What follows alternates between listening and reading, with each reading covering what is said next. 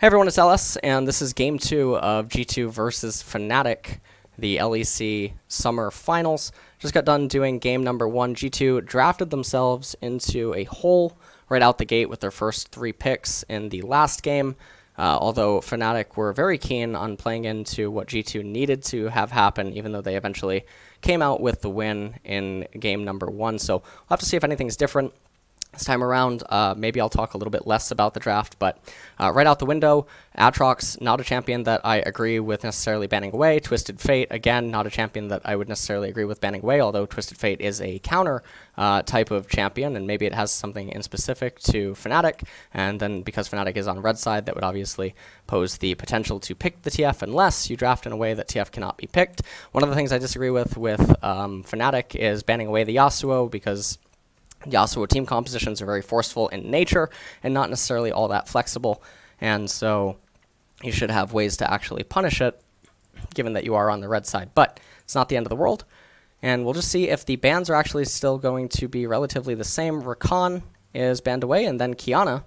And this is indeed game number 2. Sylas now picked up first. I actually don't like Sylas' first pick, even though he's able to be flexed into 3 roles, mid, jungle, and top. I do think that there's ways to draft around him.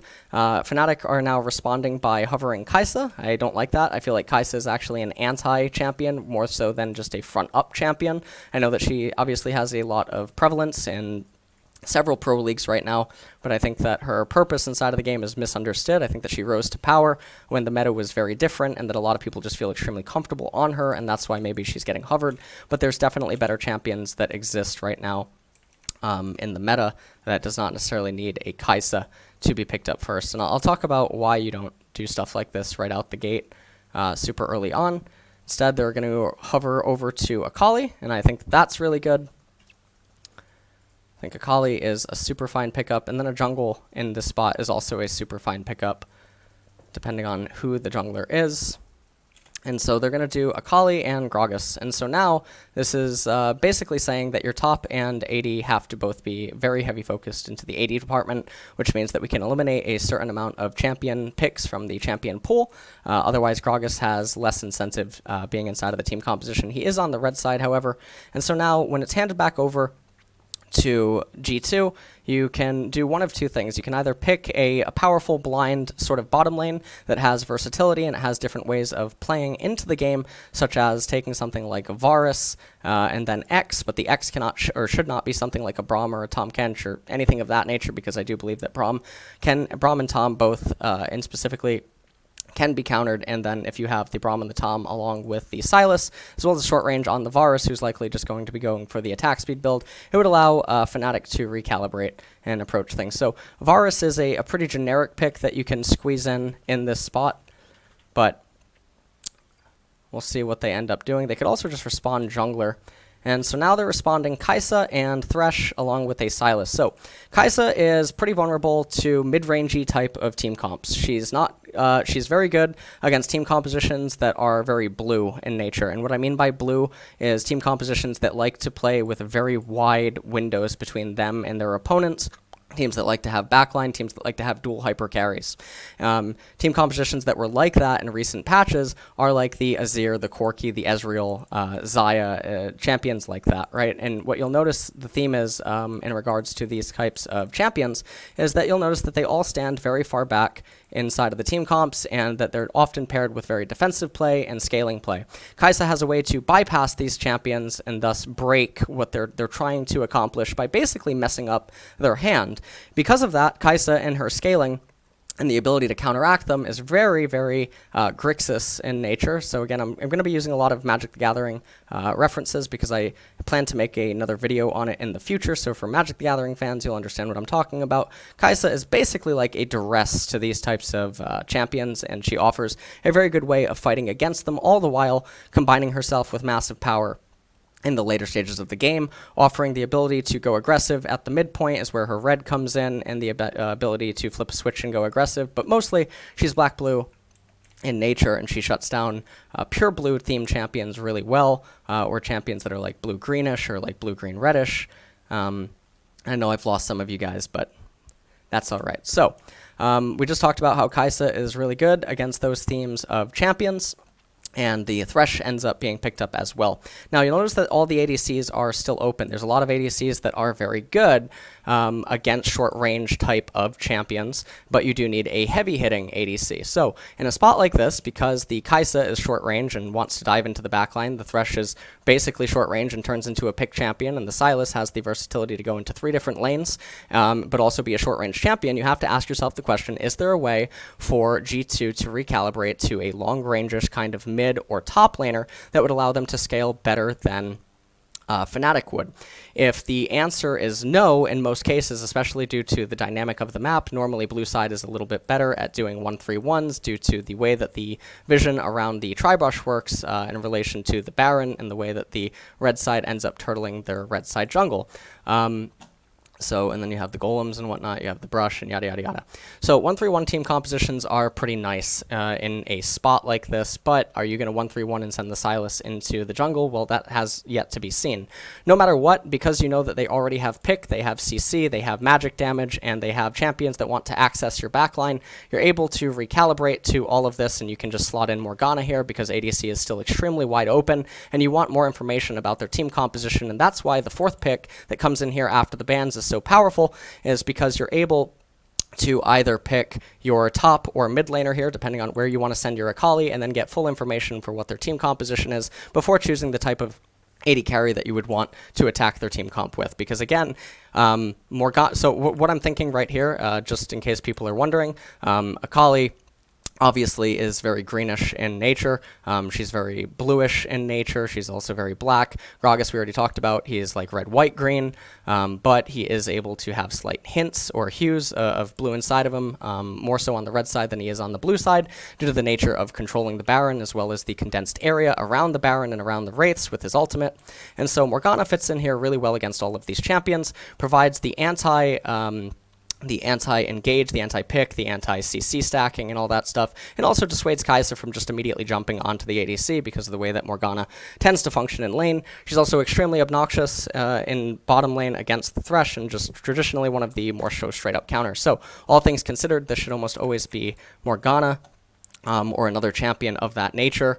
It should not be a Xayah, and I'll explain why in a bit, because if you go Morgana here, and then you go mid-top laner here, there's a very heavy chance that if they continue to draft into an aggressive, blackish, green type theme composition that doesn't scale nearly as well as you, and it's off off theme in nature, because the Kai'Sa doesn't have a way to really answer the team comp, then you can slot in Kog'Maw, and it ends up being a monster. Also, if you have the Morgana right here, you can then incentivize them to keep going into the picks and the CC and the heavy amount of magic, which then makes your itemization infinitely better. And if you choose a hyper carry like Kog'Maw, Twitch, or and any just long-range ADC of that nature, even Caitlyn to a certain extent, because then the traps become increasingly obnoxious, and also the defense of the red side jungle, then you actually do not ban out the Sejuani, you don't ban out any junglers that have massive amounts of CC or massive amounts of pick and magic damage, and you actually say to yourself, okay, if you pick the Sejuani, if you pick Zac or anything really random that's in this theme, in this nature, you already have someone that doesn't really fit the mold with what you're trying to accomplish, and we can recalibrate the draft and make it really bad for you. So the Sejuani ban should never come in. Oh, hi Mickey, how are you? What's his ID? VIP. Good luck at Worlds. It's in like a month, right? Oh, well, actually, I don't know when group stages start. I just VIP'd him so that I can see the messages. They stand out more. The Jarvan is red theme in nature, and then, well, Jarvan is very akin to Gragas in the sense that he's red, white, and green in the same way that Jarvan can go tank, which plays into the white-green nature. He can go red with the glass cannon or the off-tank, which can be used to assassinate people, and he can obviously flip a switch. So you'll notice that even though Gragas and Jarvan both are doing a little bit different things, Gragas with his body slam, the Predator ganks early on. Jarvan has the ability to gank early on. They both sort of fulfill the same theme. They have ways of getting access to the backline, whether it's through Gragas's Predator Body Slam with the cask, or Jarvan's EQ Cataclysm, or Jarvan's Cataclysm out of Fog of War into a defensive EQ that allows him to then peel for the carries. Similarly to Gragas being able to utilize his cask and then peel for his carries with follow-up Body Slams and slows out of his Q. But they both have the ability to go a damage route, an off-tanky route, or a glass cannon route, in the sense that Jarvan can go for full-on AD and assassinate people the same way that Gragas can go for the double magic penetration if his team composition doesn't have other champions that incentivize magic-resistant stacking on the enemy team, and then with the 33 M-Pen granted by the Oblivion Orb plus the Sorkben boots, he can turn into essentially an assassin. So with that being said, the Jarvan is already, again, it's off-theme. It's a little bit more in theme with the Kai'Sa. It is a little bit more in theme with the Thresh, but it means that the Jarvan's recalibrating to then try to accommodate to the Kai'Sa's desire to fight into the opponent. The Kled obviously follows along with this, because if you choose a scaling top laner in a spot like this, then you're off kilter because your scaling top laner does not synergize with the desire of the other four to have the mid-game fights and then try to take over the game. So the Kled actually makes perfect sense. So in a vacuum, these last two picks are really, really good. What we already knew is that the Kai'Sa has to dive the backline, and we knew that right here, which is why I said that the Morgana should come in here. And if the Morgana comes in here and you incentivize them to actually choose more CC or magic damage reliant champions, and you play against the Thresh and the Sylas, if they end up picking those types of champions into the Morgana and you are red side, which means that you get to turtle around the red side Baron, suddenly the blue team has a heavy reliance on rolling Infernals, and they also have a heavy reliance on rolling mountains. But then because you can recalibrate mid and top, because you have this, the counter pick for it that's able to come in on 4th pick and then reserve the 80 carry for bot lane, you can then still get a winning bot lane with the Morgana against the Thresh and the Kai'Sa, and then your jungler is able to play around whatever is necessary due to how you recalibrate the Akali and whatever the top laner ends up being. And then you can pick an ADC like Kog'Maw or like Caitlyn, or just some hyper-scaling ADC that is able to turtle the red side, and thus Fnatic once again develops the ability to fall down several thousand gold and still win out on teamfights, which means that they require less resources than the opponent, which means that when the mid-game does end up coming, barring some sort of rolls on mountain dragons or something of that nature, they can bleed stuff like 1,200, 1,400 gold a minute. So let's say that G2 gets 1,200 to 1,400 gold a minute, and let's say that they're both even at 15 minutes. Let's say their gold values are both even for sake of the analogy and stuff, let's say that they're both even at 1,000, right? Let's say that G2 gets 1,200, 1,400 gold a minute, which is us conceding some scuttle crabs and even some jungle camps or something of that nature, maybe even picking up some additional turret gold or something, because Fnatic would be willing to surrender certain parts of the map in order to have more favorable defensive positions. And now let's give Fnatic 1,000 gold a minute. So now for every 2.5 minutes that pass, G2 ends up getting 1,000 gold advantage. If you scale this all the way up into 3.5, 4 items, even though, you know, I talked about this in game number 1, G2 would have a several thousand gold advantage on their champions. It doesn't really matter if you have the superior base scaling and the superior position.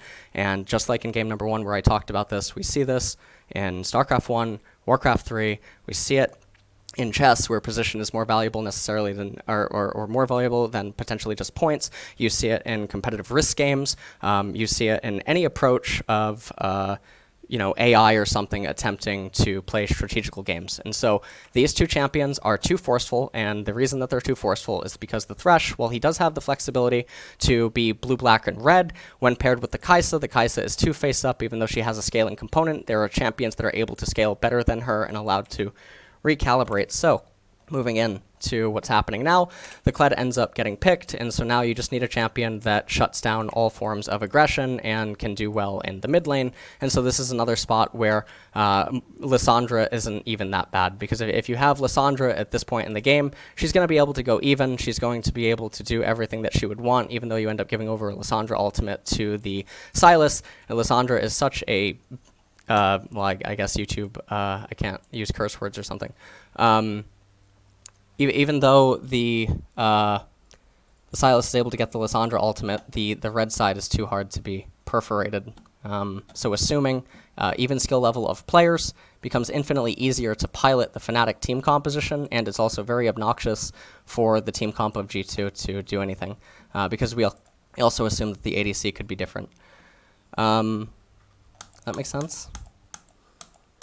So you go Morgana here, and you try to ask them to continue on into their theme. If they continue on into the pure aggression theme or something, then you recalibrate into Juggermaw-esque team composition, and that would be completely fine.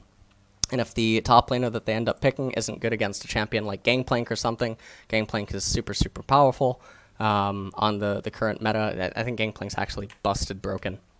So I know, once again, Magic comparisons, but yeah, that's pretty much it. Let me actually go and ask Sungju something really quick. I'm going to go and ask Challenger Korean Top one something really quickly. Hold on, BRB. Or maybe he's streaming. Is Sungju streaming?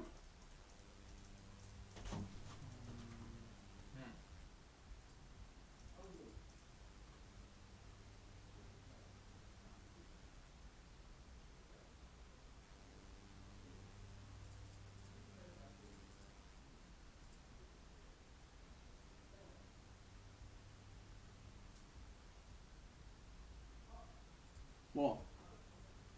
Stream? Alright, I just asked for clarity on his take of GP Kled. He's a GP enthusiast. So in a spot like this, GP is really good. GP plays against the range that G2 wants to do. It plays against the mid game that G2 wants to do. It plays with the notion of dissuading turret dives and Are GP's banned?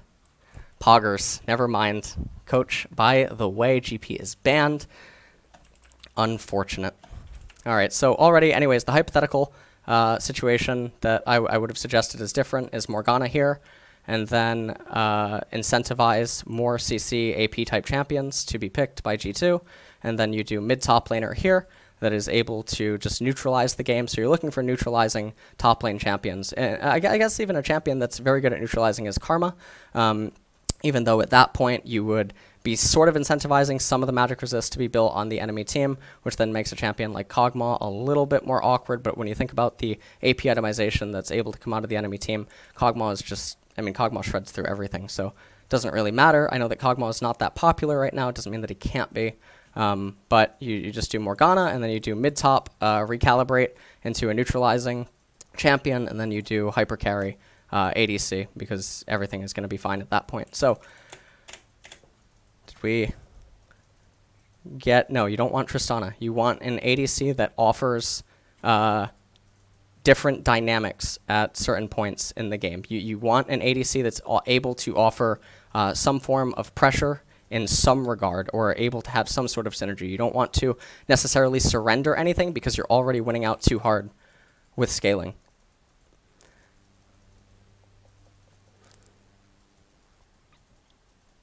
So, simplified explanation. Red is all about going face. Red is all about aggression. Red is all about attacking your opponent. It's all about getting leads very early and running out of fuel. It would be like doing a lot of damage on turn 1, 2, 3, and 4, and then 5, and then you're top decking, or you've completely run out of gas. Green is about harmony. It's about scaling. It's about synergy. It's about bolstering one another. It's about having combos and all this other stuff. It's about cheating ways to reach the end game faster at the cost of board presence or hand presence or something like that, whatever. Blue is the knowledge-based color, which is the controlling color. So basically Azir. Azir is the embodiment of blue in a lot of ways. Victor is an embodiment of blue. Ezreal is an embodiment of blue. Ezreal is basically blue-red because of his ability to flip a switch. And Ezreal is also, he has light trends of white or something inside of him. And then you have black, which comes at a cost. An example of a cost champion that is also like red would be Lucian down in the bot lane. Lucian has a cost on top of him. It's sort of like a hidden text where he offers you a lot of power early on, and you make a sacrifice where if you fail to fulfill his request of getting him the advantages or winning the lane, then he ends up falling behind, or he's not as good as some other champions that are in the game. Another red-black champion would be Draven. He would be very red-black in nature, or just black in nature. Karthus is a blue-black kind of champion, in the sense that Karthus comes with a prerequisite that you have to stabilize different stages of the game, allow him to scale, farm his Dark Harvest stacks, and stuff like that. And then you have White, which is able to do a variety of things. It's able to do aggressive play, it's able to do defensive play, but it, much like Green, it generally likes to have harmony and synergy, and it likes to normally, well, sometimes be defensive in nature, but when it does want to go aggressive, it's generally in a baseline kind of sense, like a very basic front value, front-loaded type of thing, similar to Red, but not with the falling off. And so that's why I mentioned that Gragas is sort of like red-white in nature. Echo is interesting. Echo would be sort of like blue-green. Echo would be sort of blue-green and then black, in the sense that you sacrifice certain dynamics of the early game, depending on what the matchup is, in exchange for something later on. So black is all about sacrificing or living up to costs. Blue is about knowledge, controlling things, restricting access, whatnot. Green, already described it, and then red. So when you look at the team composition here, you notice red-black, you notice red-white, green, but mostly red due to the dynamic of the Kled, and then also the Kai'Sa being blue-black in nature, or blue-black-green in nature, and even red. And so you notice that the overall theme of this team composition, Thresh, very red-black, blue, and even white. Thresh would be like a four-color champion. You notice that the overarching color of this team composition is red. And so when the overarching team comp color is red, you want to respond with things to slow it down, sustain, and then win in the later stages once red has run out of fuel and falls off a cliff. So the Renekton, the problem with the Renekton pick is it fights fire with fire.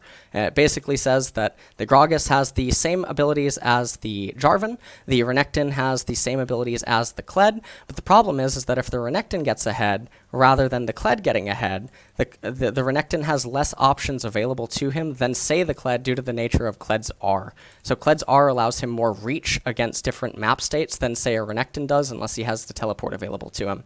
And so because of that, the Renekton is actually a little bit more volatile than the Kled, and it's actually it's a down pick, all things considered. Because if this is just Gangplank, or I mean Gangplank's banned, but if this is just Gangplank, or it is Karma, or something of that nature, Karma's not even bad here. If it is Karma, yes, they can try to get like Morel and Omicron on the Sylas and whatnot. The Karma puts a very big clock on them, where the damage, if Jarvan tries to go for the off-tanky type of Jarvan, or even if he tries to go for the glass cannon, the team fights around the Baron in the later stages of the game become very, very dangerous if Karma's the one that's planted in close proximity to it, and the gold advantage for G2 isn't big enough because Karma's shield scale way too much, and the nature of how the two teams will end up fighting, the Xayah just has better access to everything, and the Thresh ends up scaling infinitely worse than the Morgana. So this is really interesting to people in Twitch chat, because this is why drafts are as interesting and dynamic as they are, and maybe after this game I'll talk more about draft in nature. But I do have to make like a video on colors. But anyone who's played a TCG at even a semi, more than casual level, if you've looked up competitive decks online, you'll understand what I'm saying. Just because a card is very good does not mean it fits in to the deck slot. That's pretty much that. All right, let's get into the game.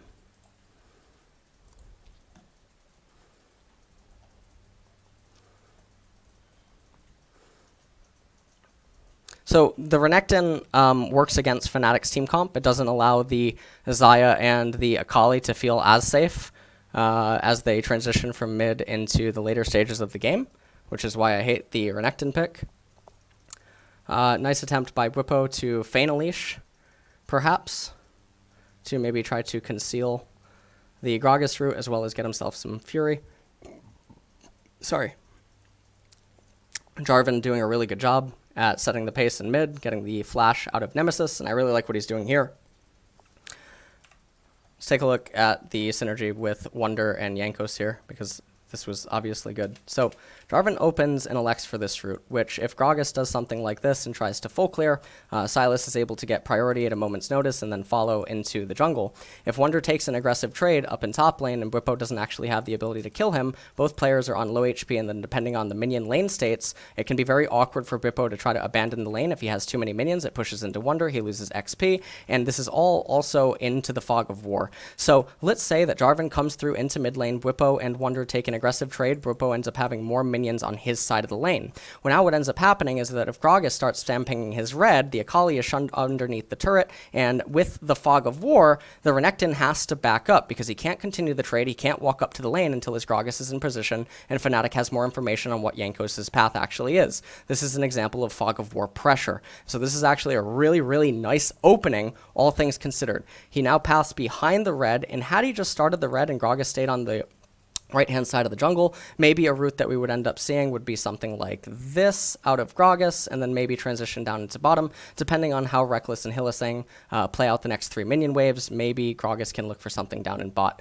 What this would end up meaning is that Jankos would be able to come over here, potentially try to threaten to take away the blue or the red, but I guess you can't really do this against Fog of War either. You would need more intel on the Gragas to just arbitrarily start the red buff. So the Fog of War pressure is really nice because Jankos can just come in, and it causes all these byproduct effects onto the Gragas, the Renekton, and the Akali, and this is the way that lanes end up working. So you can see that Bwipo tries to go for a trade on Wonder. Now, fortunately for Bwipo, the lane state is actually in his favor, so unfortunately for him, though, or fortunately for Bwipo, the lane state is in his favor, but he doesn't have flash, so he's going to die. However, Wonder and Jankos are now sharing XP on the last few remaining minions, even though they ended up killing Bwipo. Bwipo can now TP onto this wave, and he's not losing out as much as he would have if the lane state was even a little bit worse for him.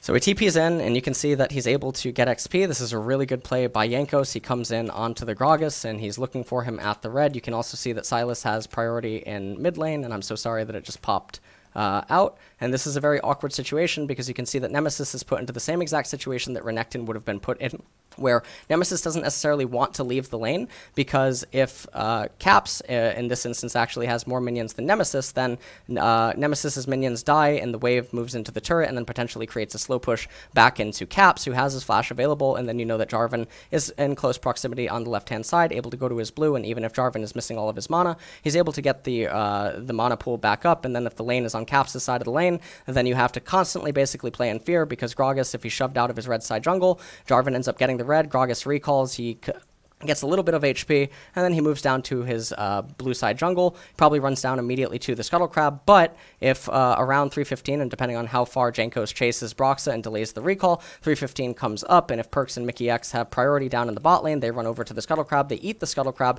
and then you basically play with map hacks against Broxah. As you know, that when you see him, he has 8 CS, which means that he only has his blue, he has his golems, because you have intel on his red, his wraiths, and you know that he can't have eaten any other camps, which means that after his recall, he's forced to go like this. He'll eat over the wolf camp wall, unless maybe he doesn't have E. He's level 2, so goes over to wolves, and then he'll go over to Gromp, and then because of this, and because of when you saw Gragas, you can apply a game timer to the top and know when the golems end up coming up, which means that Wonder has an idea of how to manipulate his lane relative to a recall of Gragas that then passes into the golems and looks to do maybe something like this or something like this. And that's all happening right now.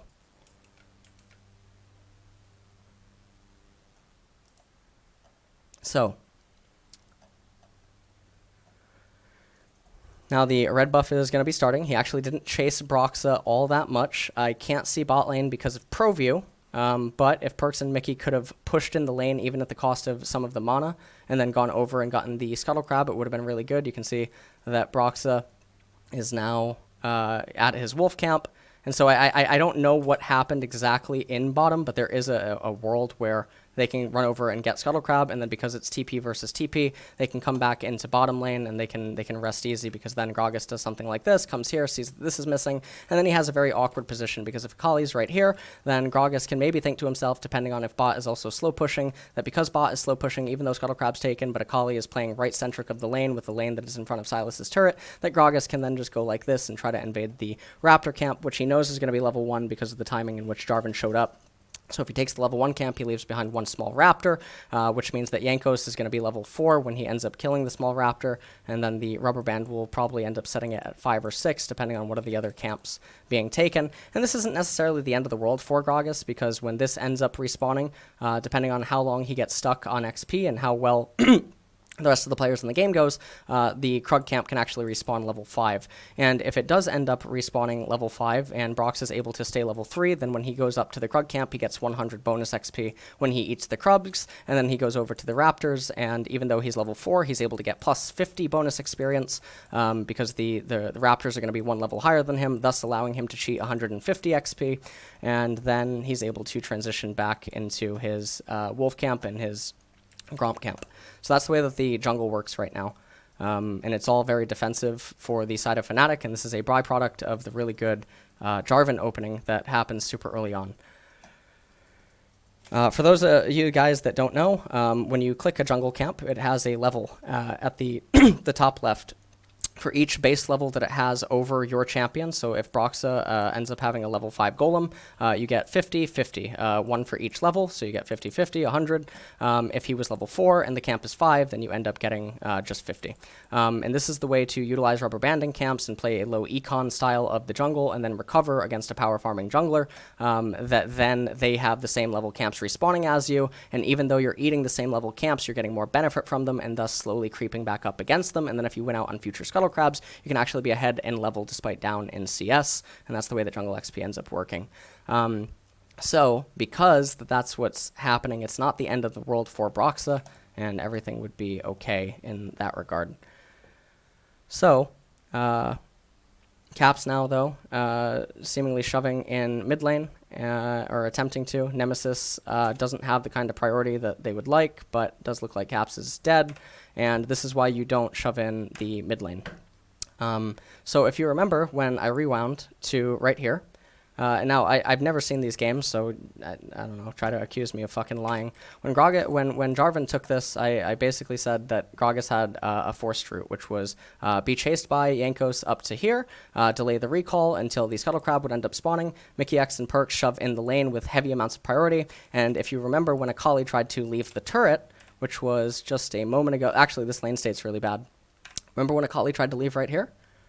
See this right here? This is a nightmare. This causes Nemesis to lose lane because Nemesis doesn't have flash. So when this is happening, Cap should know that if he gets the crash into the wave on this turret, he can take wave number 1, wave number 2, and then wave number 3 and have it actually remain here when Gragas has to recall, do this, and then go for this as the forced play.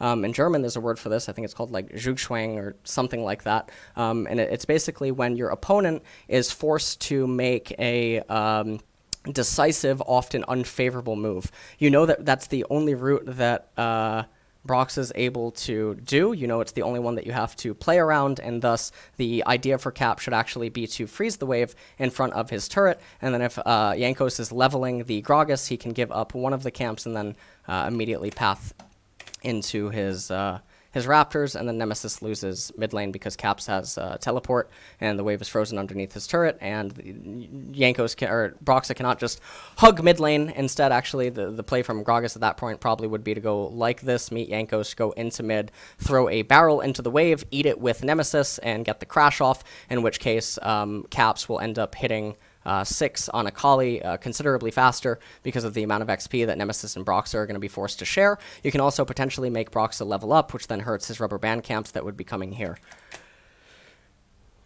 Alright, apparently my pronunciation on the word is really bad, but that is everything that's happening. So when we go a little bit into the future, we know that this is a forced play by Gragas, and you can see that Broxa maybe wants to make his way down into bottom, but remember, if Perks and Mikyx had gotten the priority in mid, gone up and eaten the Scuttle Crab, and then a Reckless and Hillisang due to the proximity of the minion wave relative to the bottom tier 1 turret, it eventually slow pushes back in, and Broxa cannot find a gank down in bottom because not enough minions are able to be stockpiled up enough, in addition to the fact that Caps has teleport and he has a wave frozen under his turret. If the argument is made that Broxa, Reckless, and Hillisang to try to attempt to dive the Kai'Sa and Thresh anyway. It's going to come down to mechanics to a certain extent. Caps ends up teleporting down into bottom. Nemesis looks to get the crash into mid lane. You end up creating a very big deficit in bot and jungle in exchange for a slight lead that is going to be granted to Nemesis in mid lane. He'll have the wave that's able to come back into him and then conserve the teleport, which ultimately, if you run through all those situations, it ends up benefiting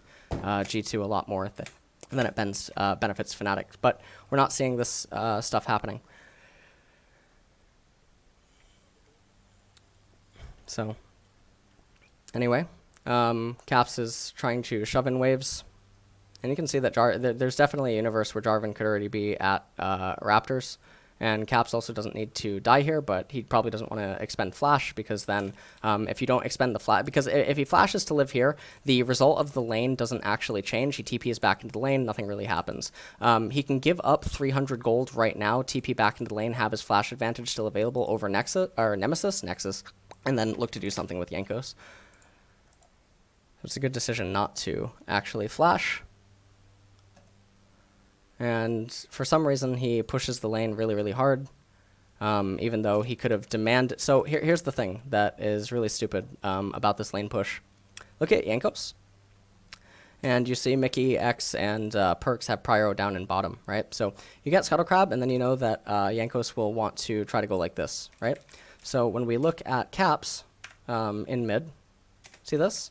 If he takes this wave and he holds it right here, even though this wave is a little bit far away, you have 3 corrupting potions. Your jungler goes like this. Now, what is Gragas going to do? Gragas is awkward because he didn't eat his Gromp, so his route is already skewed. And then because he didn't eat his Gromp and you end up seeing him, you know that he didn't do his Gromp, so his Gromp is level 1. So if Broxa ends up eating the Gromp, which is going to be level 1, when he's level 4, he actually loses 30% experience on the Gromp. You lose 10% XP per base level that you have over the jungle camp.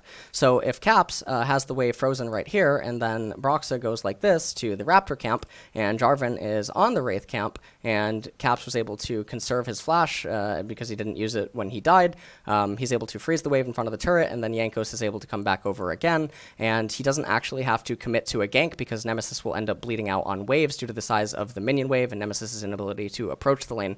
If Gragas ends up doing the Raptor camp and then comes around and sits around in the brush waiting for Jankos to come, doesn't really matter because Jankos is winning out in a even scenario because the mid laner for Fnatic is already so far behind, and Caps is benefiting out so much more by the wave being in front of his turret, and then Jarvan can proceed over to the blue side jungle and mirror Gragas's pathing onto the left-hand side of the map before recalling himself, and then he rubber bands his Raptors.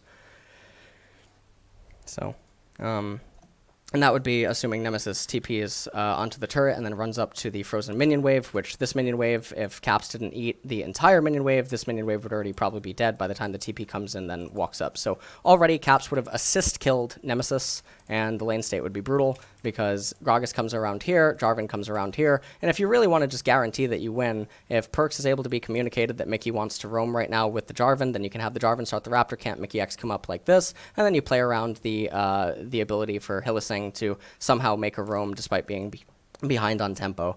And then if Perks is able to get the crash down in bottom, which it looks like he was going to be able to do by himself due to the proximity of the next incoming minion wave, everything would be fine.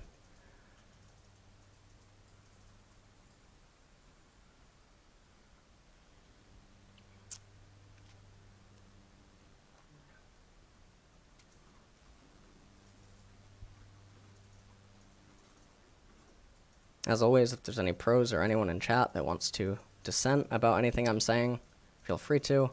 I feel like I'm just using the champion values and the base MS and damage and things about the lane to describe my points. So we should be able to argue it doing as such, because it should not really be theoretical.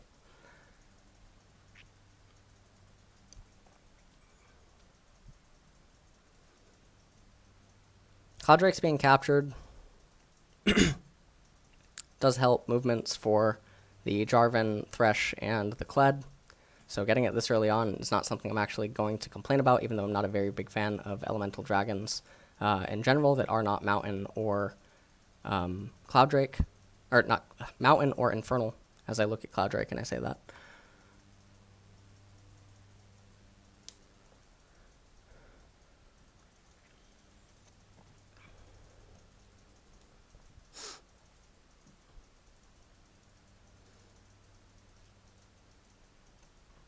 Go flash for flash. Sorry. Caps comes over, eats the honey fruit. Nemesis does not have TP. Caps is already up in XP as well. He can now Caps can just actually shove this wave and recall. And because Caps knows that he just wanted to shove this wave and recall, if we rewind it even further, the question becomes, can Nemesis actually stay in the lane?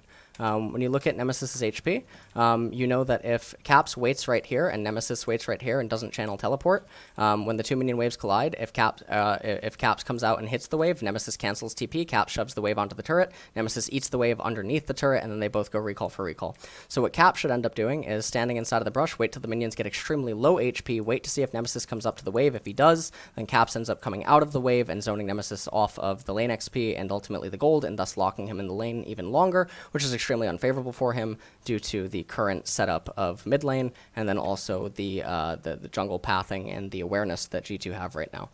If Akali ends up recalling and Caps is able to then come out into the wave as Akali recalled, Caps shoves in the mid minion wave, thus not caring about his HP or his mana, which means that the honey fruit is ultimately irrelevant because he knows that he can't die. He gets the crash onto the Akali, and then he gets to recall after the Akali and have the wave come back at a favorable state because there's no way for the Akali to roam.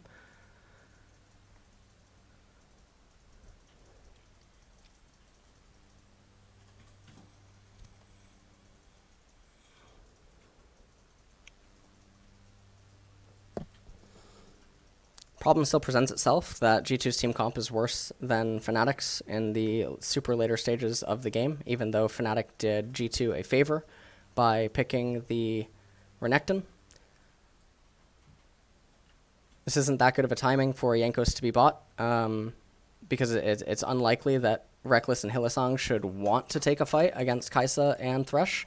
And so it would take a really big error, but it would also take a really big error for Perkz and Mickey to somehow convince Fnatic that it was a genuine error, because there's two types of errors in bottom. You have error 1 and error 2. Error 1 is a genuine error. It's a genuine trade error that ends up resulting in a lost trade or a kill going the opponent's way. The false error, or the feigning weakness, is an error that looks so believable that the enemy believes it to be an error like number 1 and thus reciprocates the trade onto you, and then your jungler's there and you end up killing them. Oftentimes in casting, we refer to this as, or I refer to it, and I know on the LCK we refer to it as the story that one is trying to tell. It's a reference from poker, where poker players will ask, what story or line are you trying to tell me? And sometimes they will say it's not congruent with the story that they have been telling, on every street, starting from pre-flop all the way to river. So that is what's going on right now.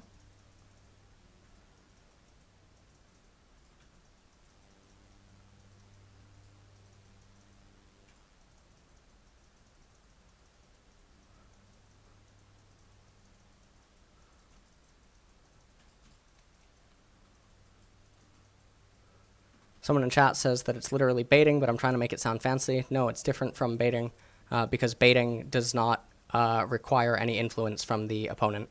In the scenario that I just listed, Hylissang and Reckless have to be a part of the trade.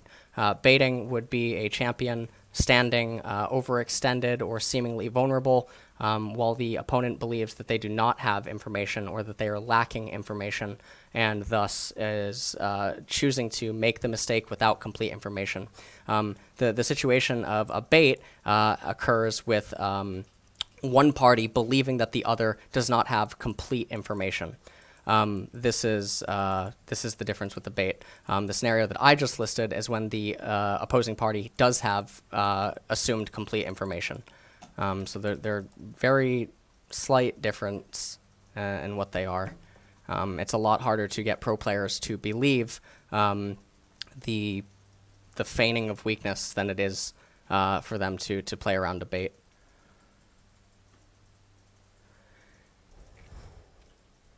Also, Caps picking up the Proto Belt rather than the Ludens, and so even more incentive on early game type stuff. Fortunately for G2, they do roll in Infernal Dragon. We talked about how beneficial Infernal and Mountain Dragons are, but Infernal is obviously really good, but we already established that Fnatic had ways to draft around it to where it would not just be necessarily free for G2. I don't know what Mikyx is doing. They just got the Infernal. Let's take a look at the minimap. I don't know why these arbitrary trades actually are happening. Mikyx is recalling, but it seems like he is recalling on a ward.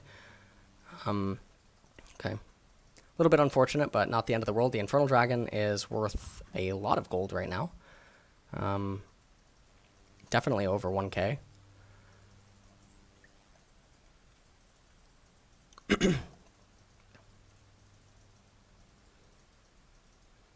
And this is Fnatic getting needlessly aggressive.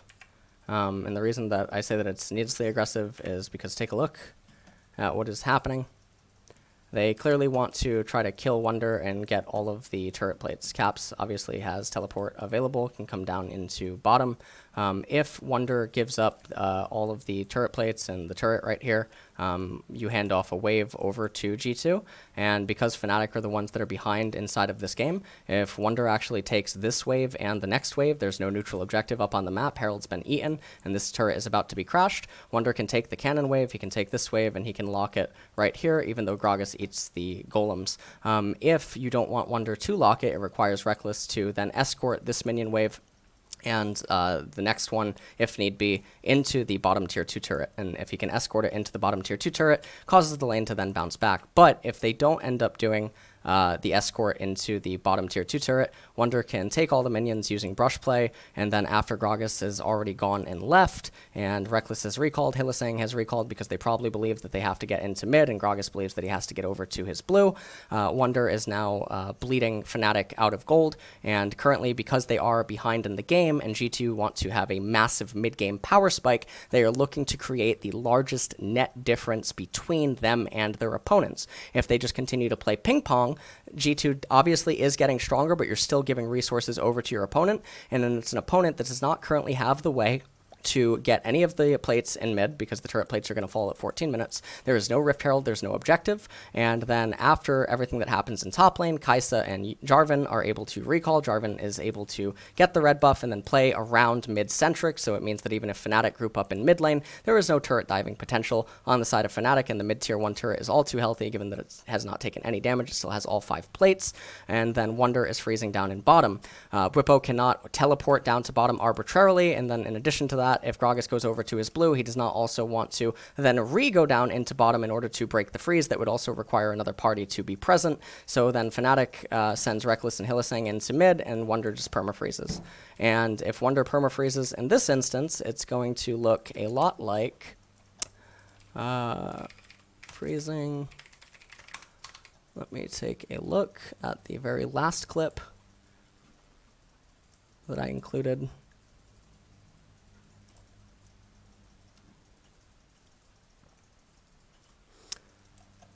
Those of you guys that have not watched this video, this is the freezing fundamentals video where a few clips were hand selected, and then I went over more later on stream the night of the release.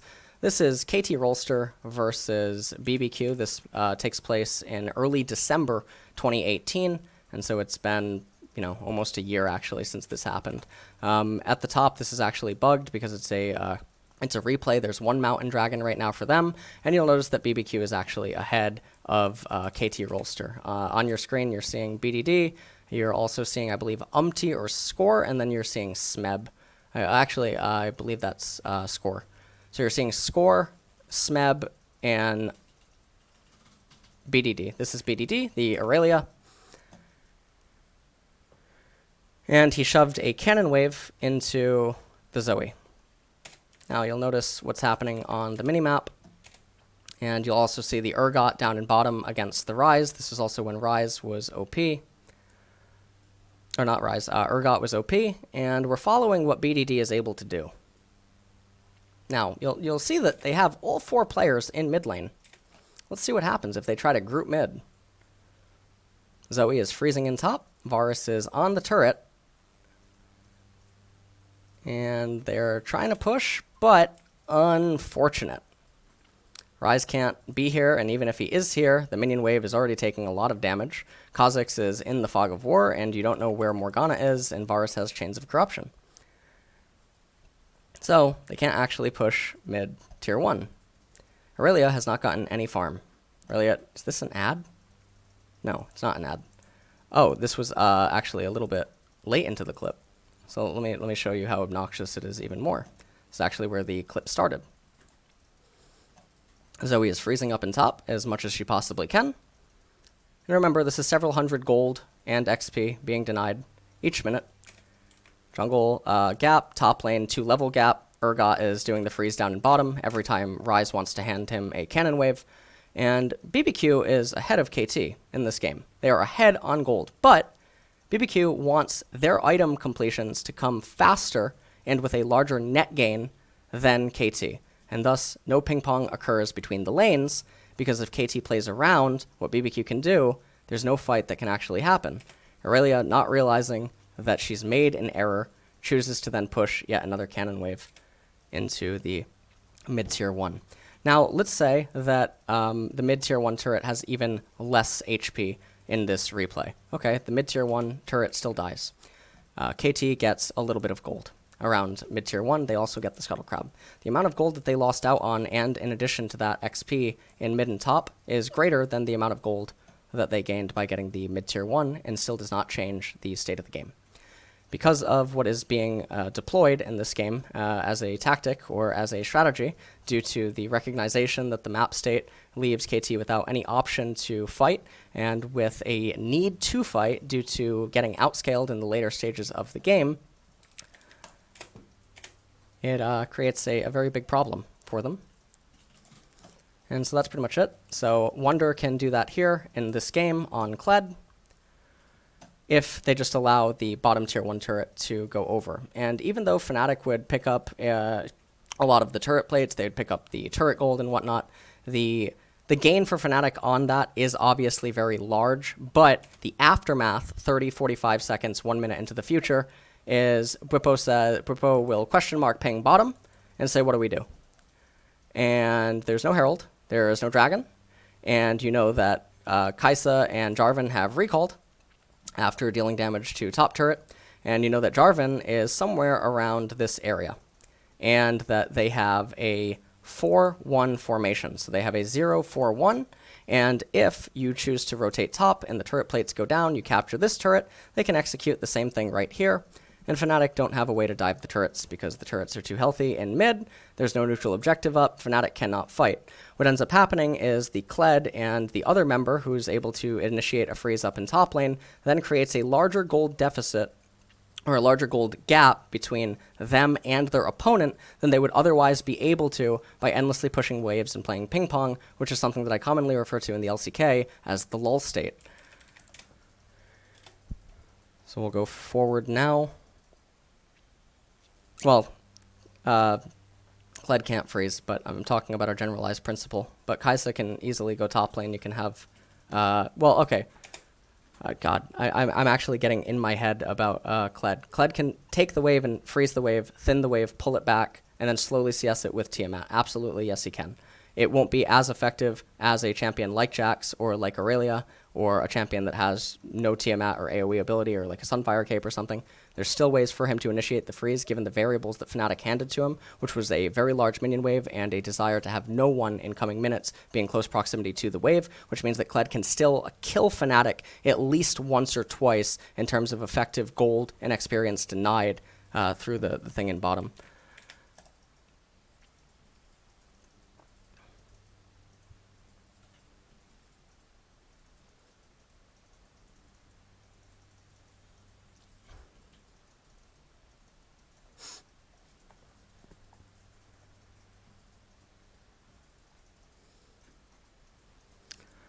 Oh, the 3 PCs. I'm melting in the room without any AC.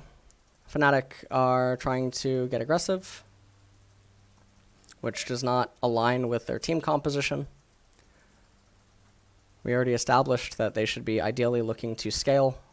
Interestingly enough, Viankos has gone for the tanky build, which had Fnatic readjusted their draft and still been playing to scale, it would have been even better for them.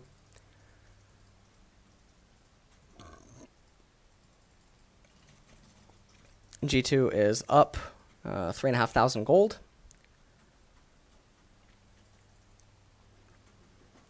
And they are really adamant about trying to get this bottom turret, and for some reason they're fighting in river because G2 wants to fight. They want to get more advantages. But if you slowly go through the replay and ask yourself, are the advantages that they're getting right now larger than if they pulled minion waves in? Well, if they pull minion waves and they say to Fnatic, you guys are losing out on 2 lanes. Do you want to fight us? They end up getting what they want. They end up creating this pressure that pulls Fnatic out of the jungle, because ultimately what they're trying to achieve right now is they're trying to perforate Fnatic's defenses. They're trying to gain vision control inside of the jungle.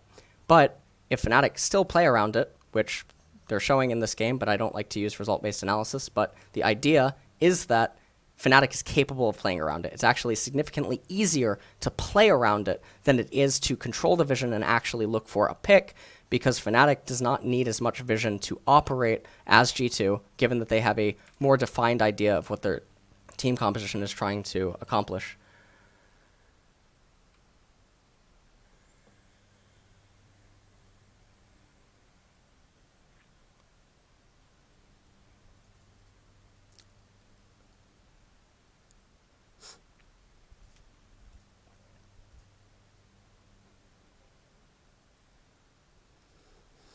Caps ends up eating the wave, Nemesis eats the wave, and Wonder is trading with him up in top.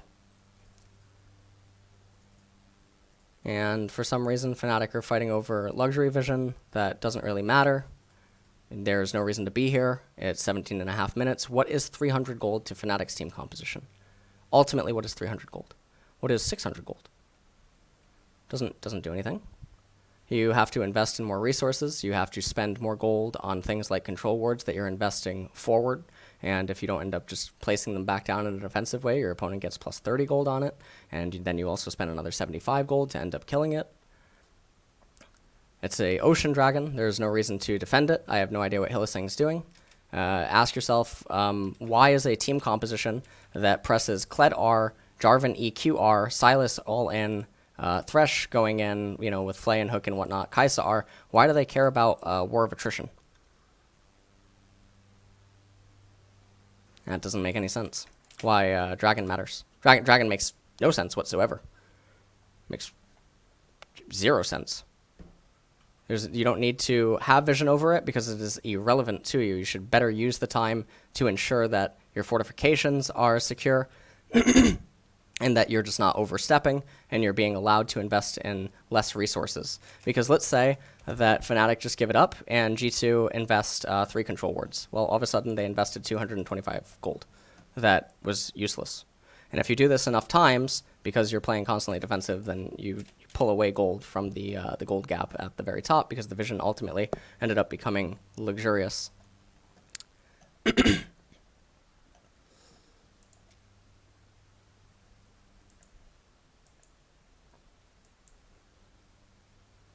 Well, G2 should capture the ocean, given the current game state, but Fnatic should not look to defend it. G2 should also be playing towards the second Infernal, which is a massive objective, so let's just rewind this one more time. G2 know that they want their champions to spike, right? One of the things that you'll notice right now is Kled wants Black Cleaver. Okay, effectively, what is the gold advantage in top lane? You have Spirit Sojourn versus Titanic, right? You also have a base level, so maybe 400, 500 gold, right, in terms of the base level. You also have an Infernal Dragon.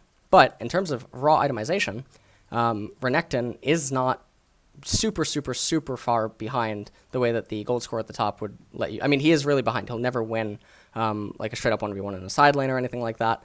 But also, Kled is probably sitting on a lot of gold.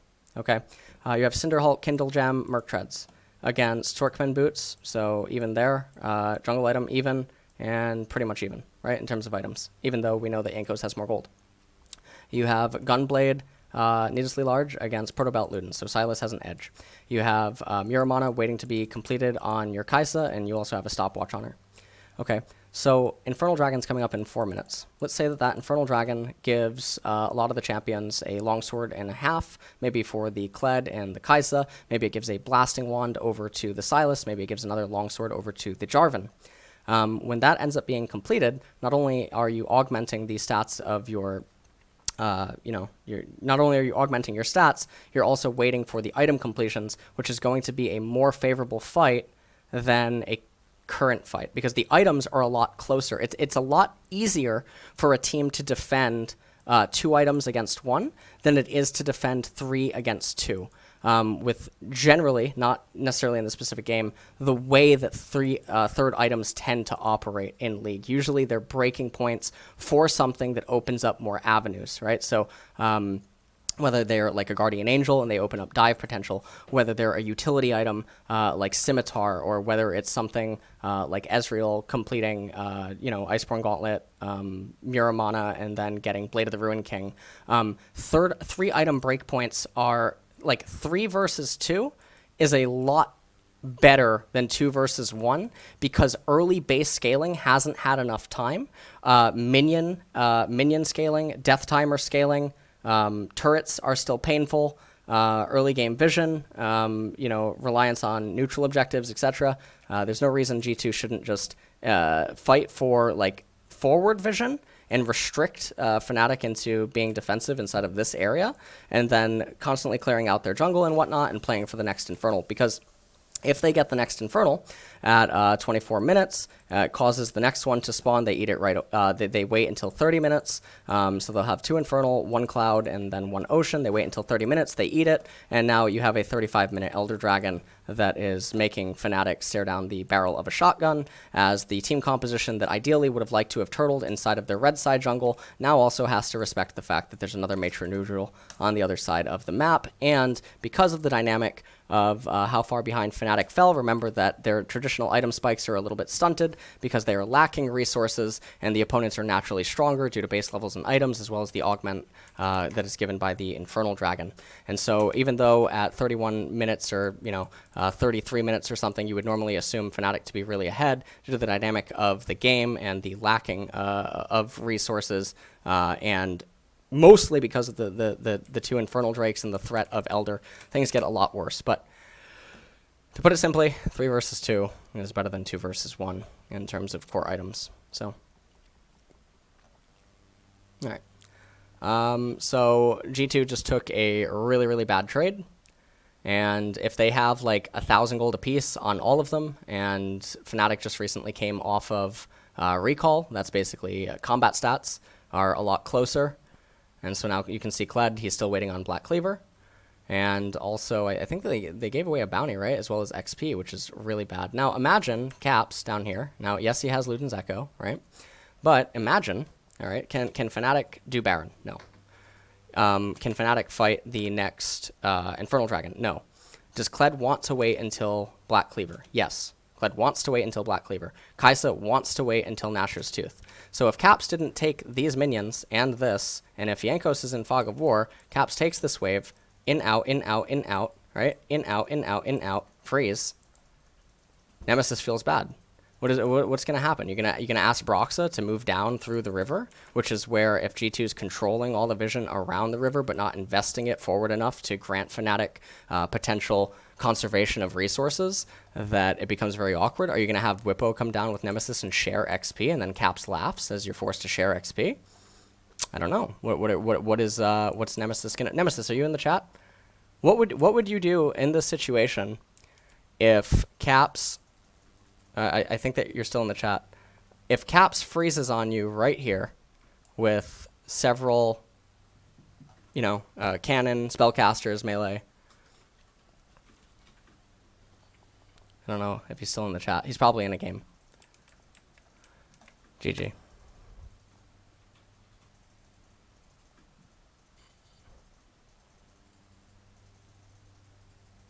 Or Mickey, you're in the chat, right? I mean, these are the actual players in the game, so I feel like it's a bit nicer to ask them. So if Caps is your teammate and he takes the wave and freezes it right here, and you're waiting on Kled to get the items, Jarvan to get Stone Plate, and you're clearing out blue side jungle, you're going to get Scuttle Crab. Fnatic cannot start the Baron. Fnatic cannot walk up to this turret because Kled ultimate, they'll get smacked. What do you want Fnatic to do if Caps takes 2 minion waves and freezes it right here?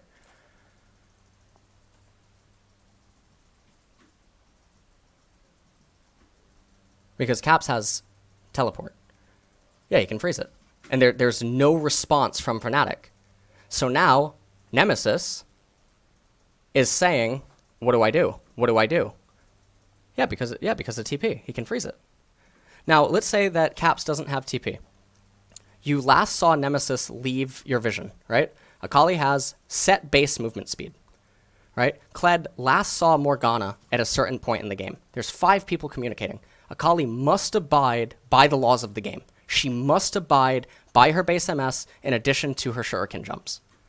So if she goes to mid, who can react faster? G2. G2 can get into a defensive formation in mid. Akali arrives and says, what the fuck do I do? Another question mark ping goes off down in bottom.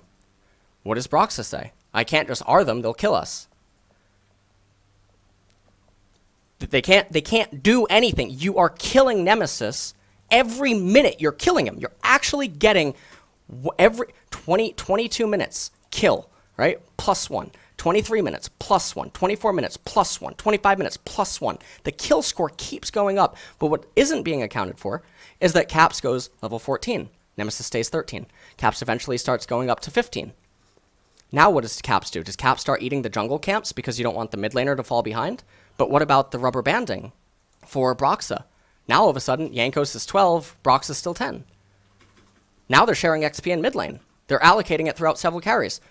Just do Baron? How?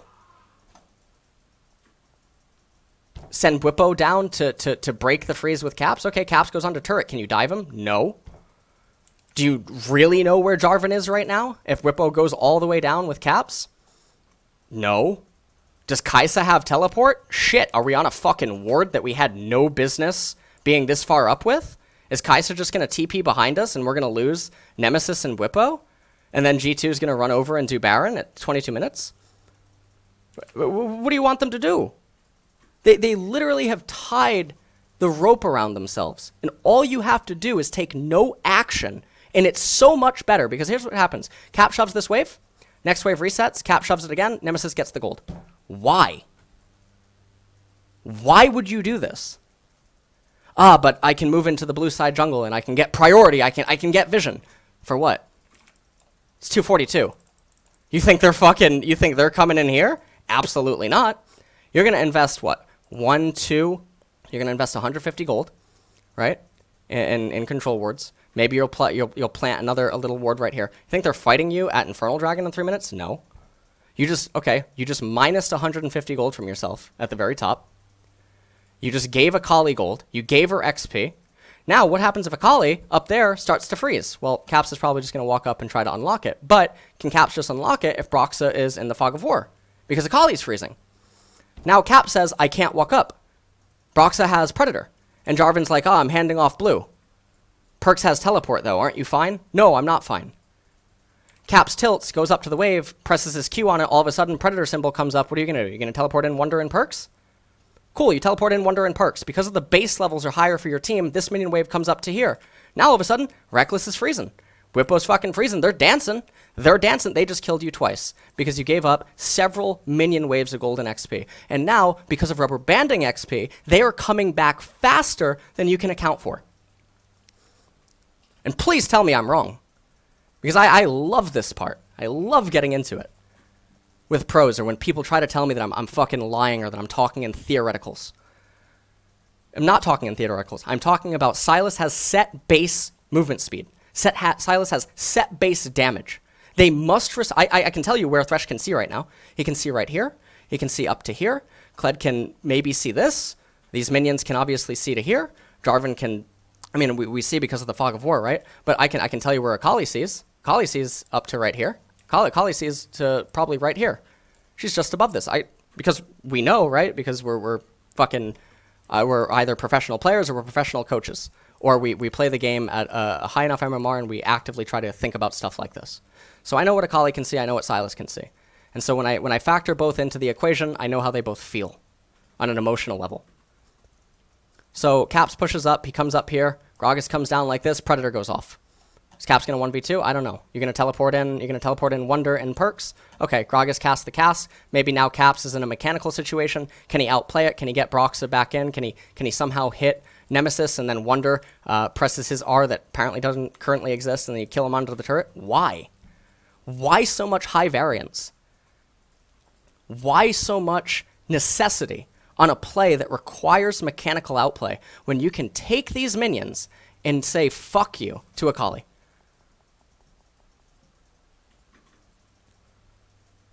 Doesn't make any sense. And I'm waiting for any fucking, and I know there's more pros than just Mickey and Nemesis in chat right now. Someone tell me I'm wrong. That's all. I want to be wrong in this spot, because then it means I learn, right? It means I learn. My brain, when factoring in all these things, cannot see a situation where freezing isn't better for G2. Unless you play the game, oh, well, we want vision inside the blue side jungle because Fnatic is going to make a mistake and approach Fog of War they have no business approaching. Fnatic is going to contest Fog of War they have no business doing. Yeah, so imagine the Protoss player in StarCraft 1 saying, yeah, the Terran's just going to fucking walk out of his natural with his 7 siege tanks and vultures unsieged so that my fucking zealots can get a concave and the shuttle can come in and shuttle bomb them and pull in the spider mines. Yeah, that's logical. Oh, wait.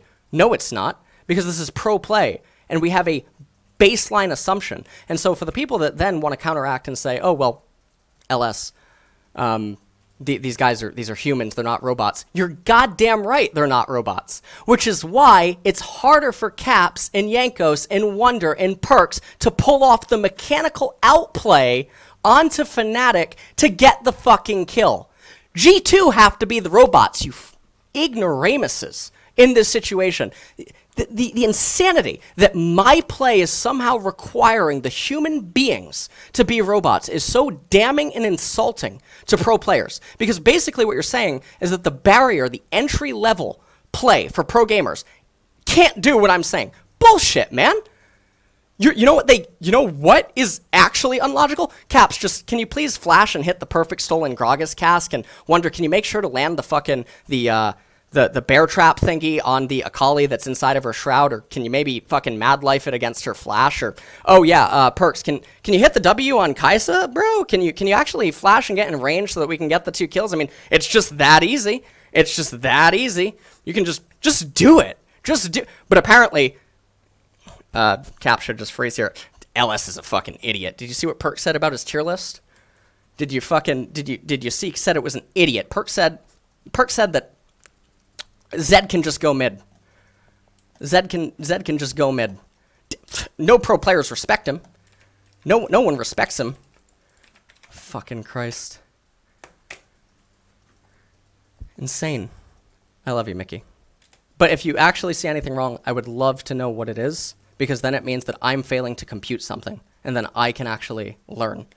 I'm not saying anything bad about Perks, by the way. I'm just saying I hate the notion that I am providing things that can be simulated. You can go into customs and do this, but somehow the thing that you can't simulate, these split-second micro decisions by Wonder inside of the teleport play, the split-second micro decisions by Caps to steal Brox's cask, the split-second micro decisions by Perks to teleport, the thing that you can't really simulate because it's so much more difficult. I don't know. The previous example with Kled wasn't as I agree. Which is why I said that you guys are right. I corrected myself in the own VOD review, right? I said that it's right that it's not as optimal for Kled as it would be for other champions. But even with a Tiamat, given the size of the wave, let me find it. Given the size of the wave that Reckless and Hillisang handed over, Kled still would be able to freeze 2-3 waves, which is a kill and a half, which is more than Kled is going to achieve by playing ping pong in a lane. Because basically, in order for Kled to achieve more, he would have to play ping pong on one wave and kill a champion in order to get more. I agree.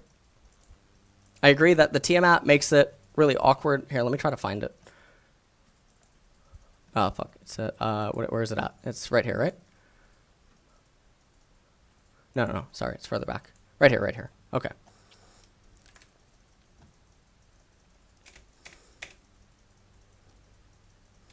No, this isn't it. Where is it? It's the follow-up to this, right? Yeah, it's the follow-up. Wait, no, it's not. What? Wait, it is that. Okay, okay.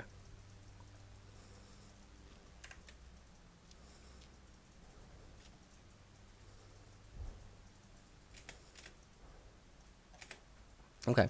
You give up the turret, you end up giving up what?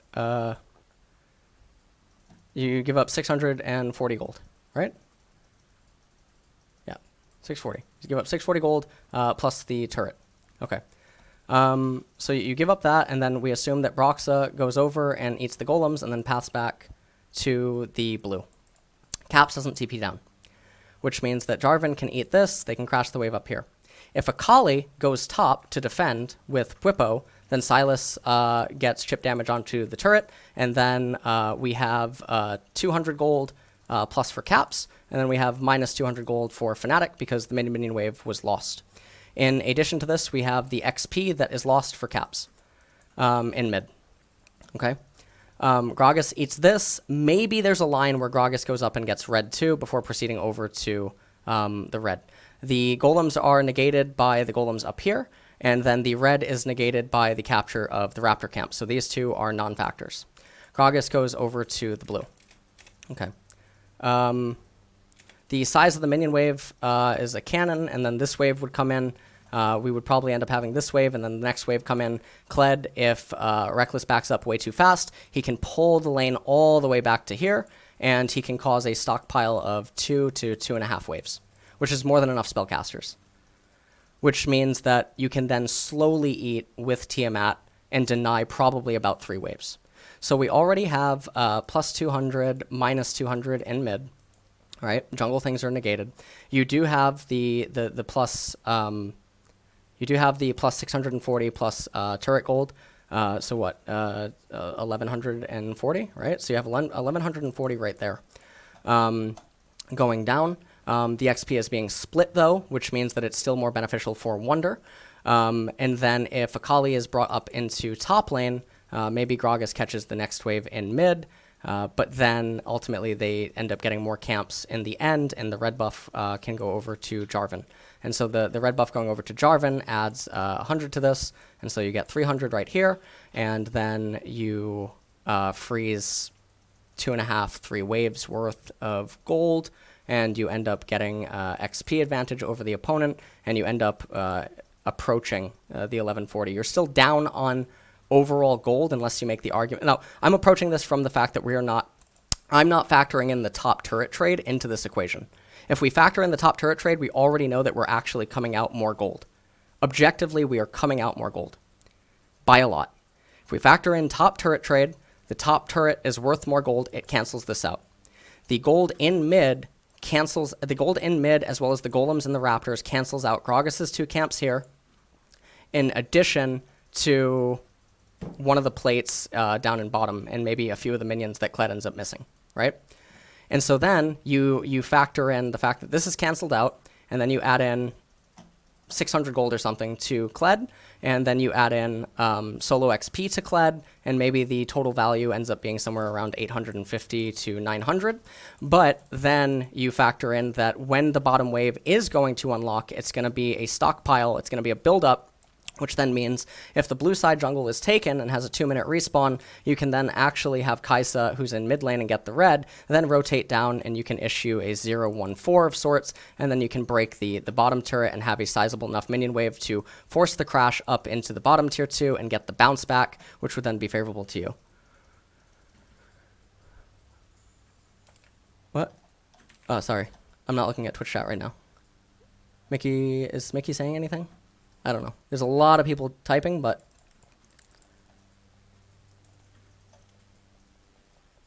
I don't see how that's bad for Kled. Because right now in the game, there's not going to be an objective for 4 minutes. There's no Herald, and the jungle camps aren't going to respawn.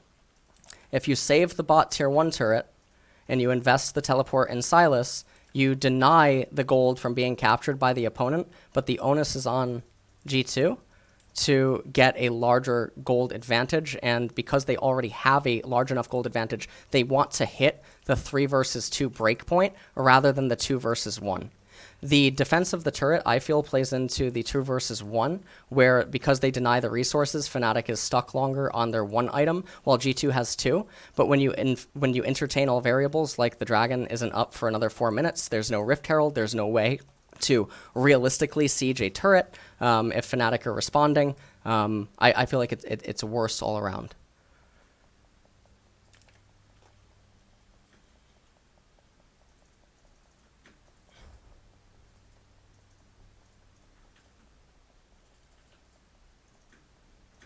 Is there like a simple rebuttal that you would have to that?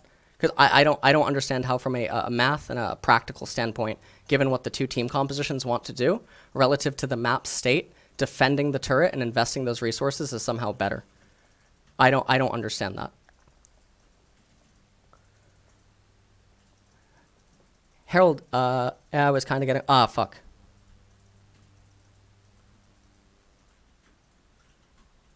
All right.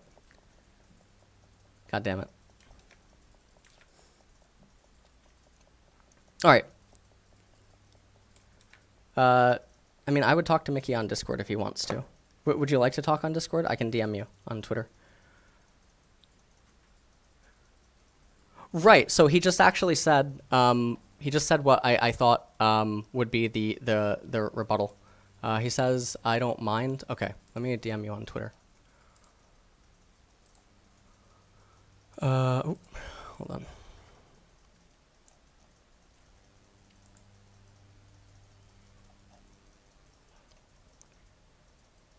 Okay. What the hell? G2. Okay. Oh, sorry. Let me.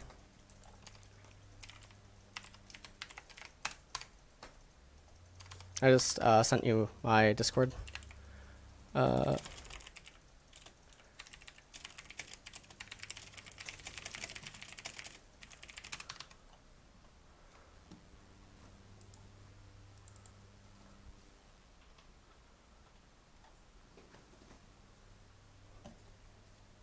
I just DM'd you.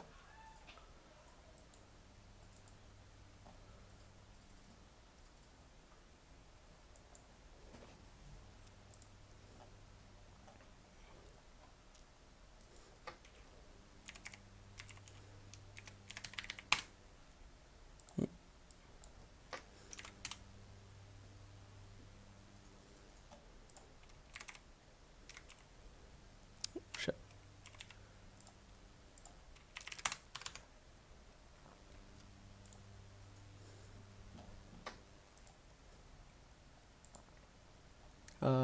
Hello? Hello? Says I'm calling. Okay.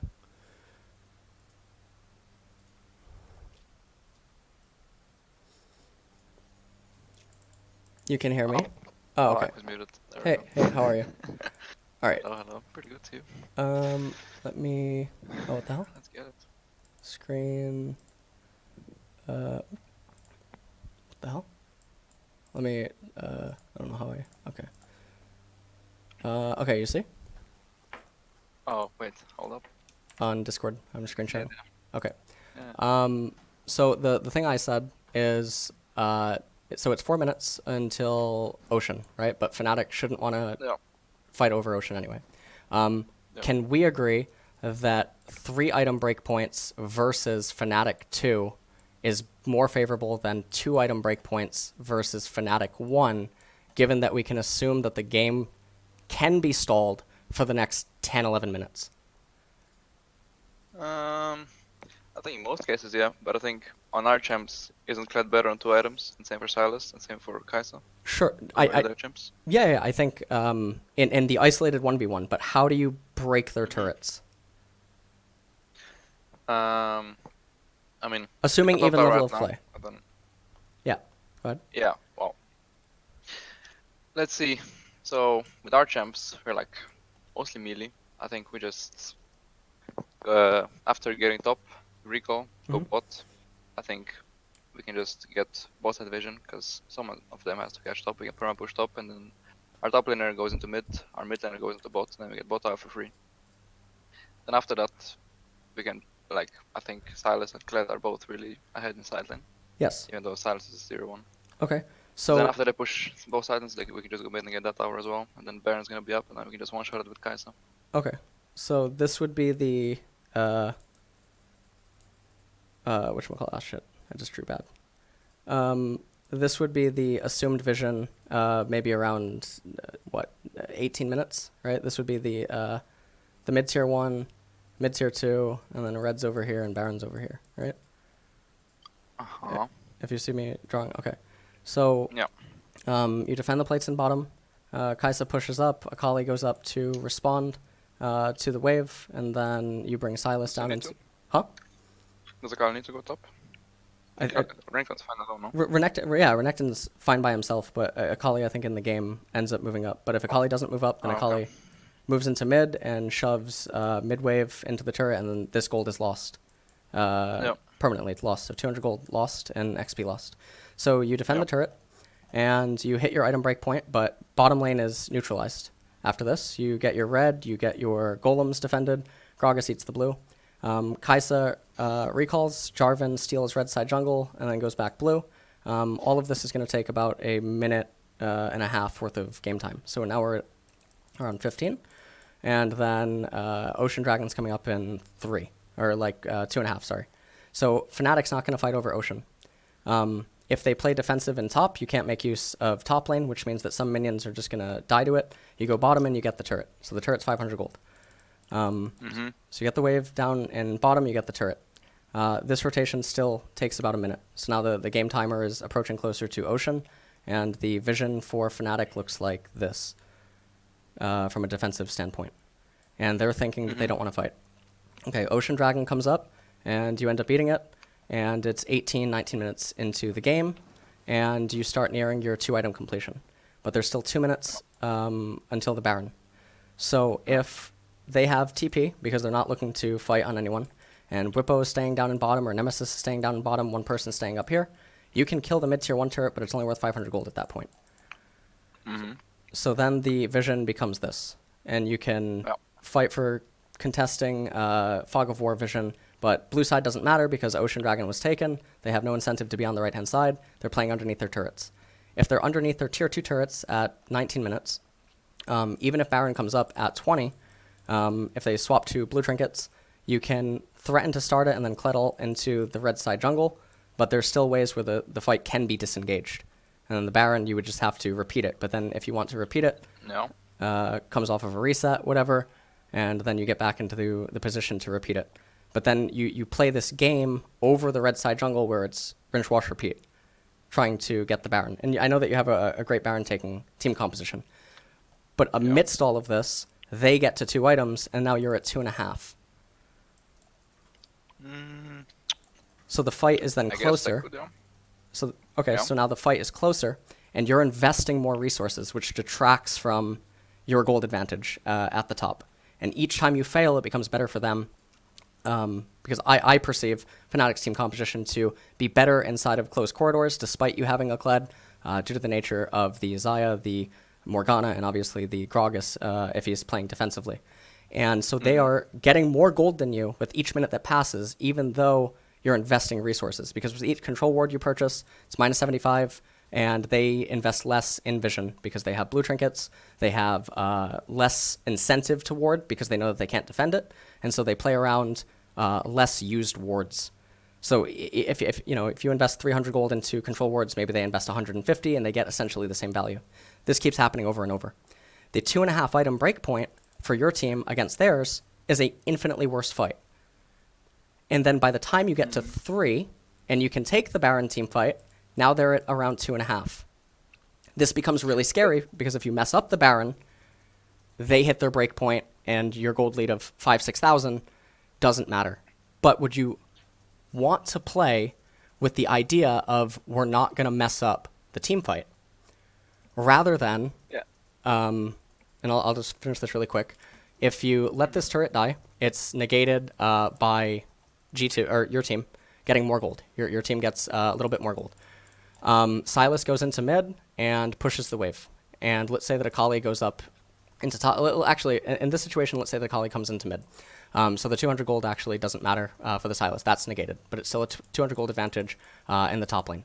The Renekton gets the XP, and then these 3 camps will end up negating these 3 camps, but then there's these camps which aren't accounted for. So this is plus a couple hundred gold, plus X gold. Okay. Now Kled, because of the why did I write an E? Kled, because of the size of the wave that Fnatic gives you guys, he can pull the wave up because Reckless is too low on mana. And it's 14 minutes. There's no turret plates in mid anymore. There's no turret plates in top. Jarvan eats these camps. Kai'Sa comes into mid.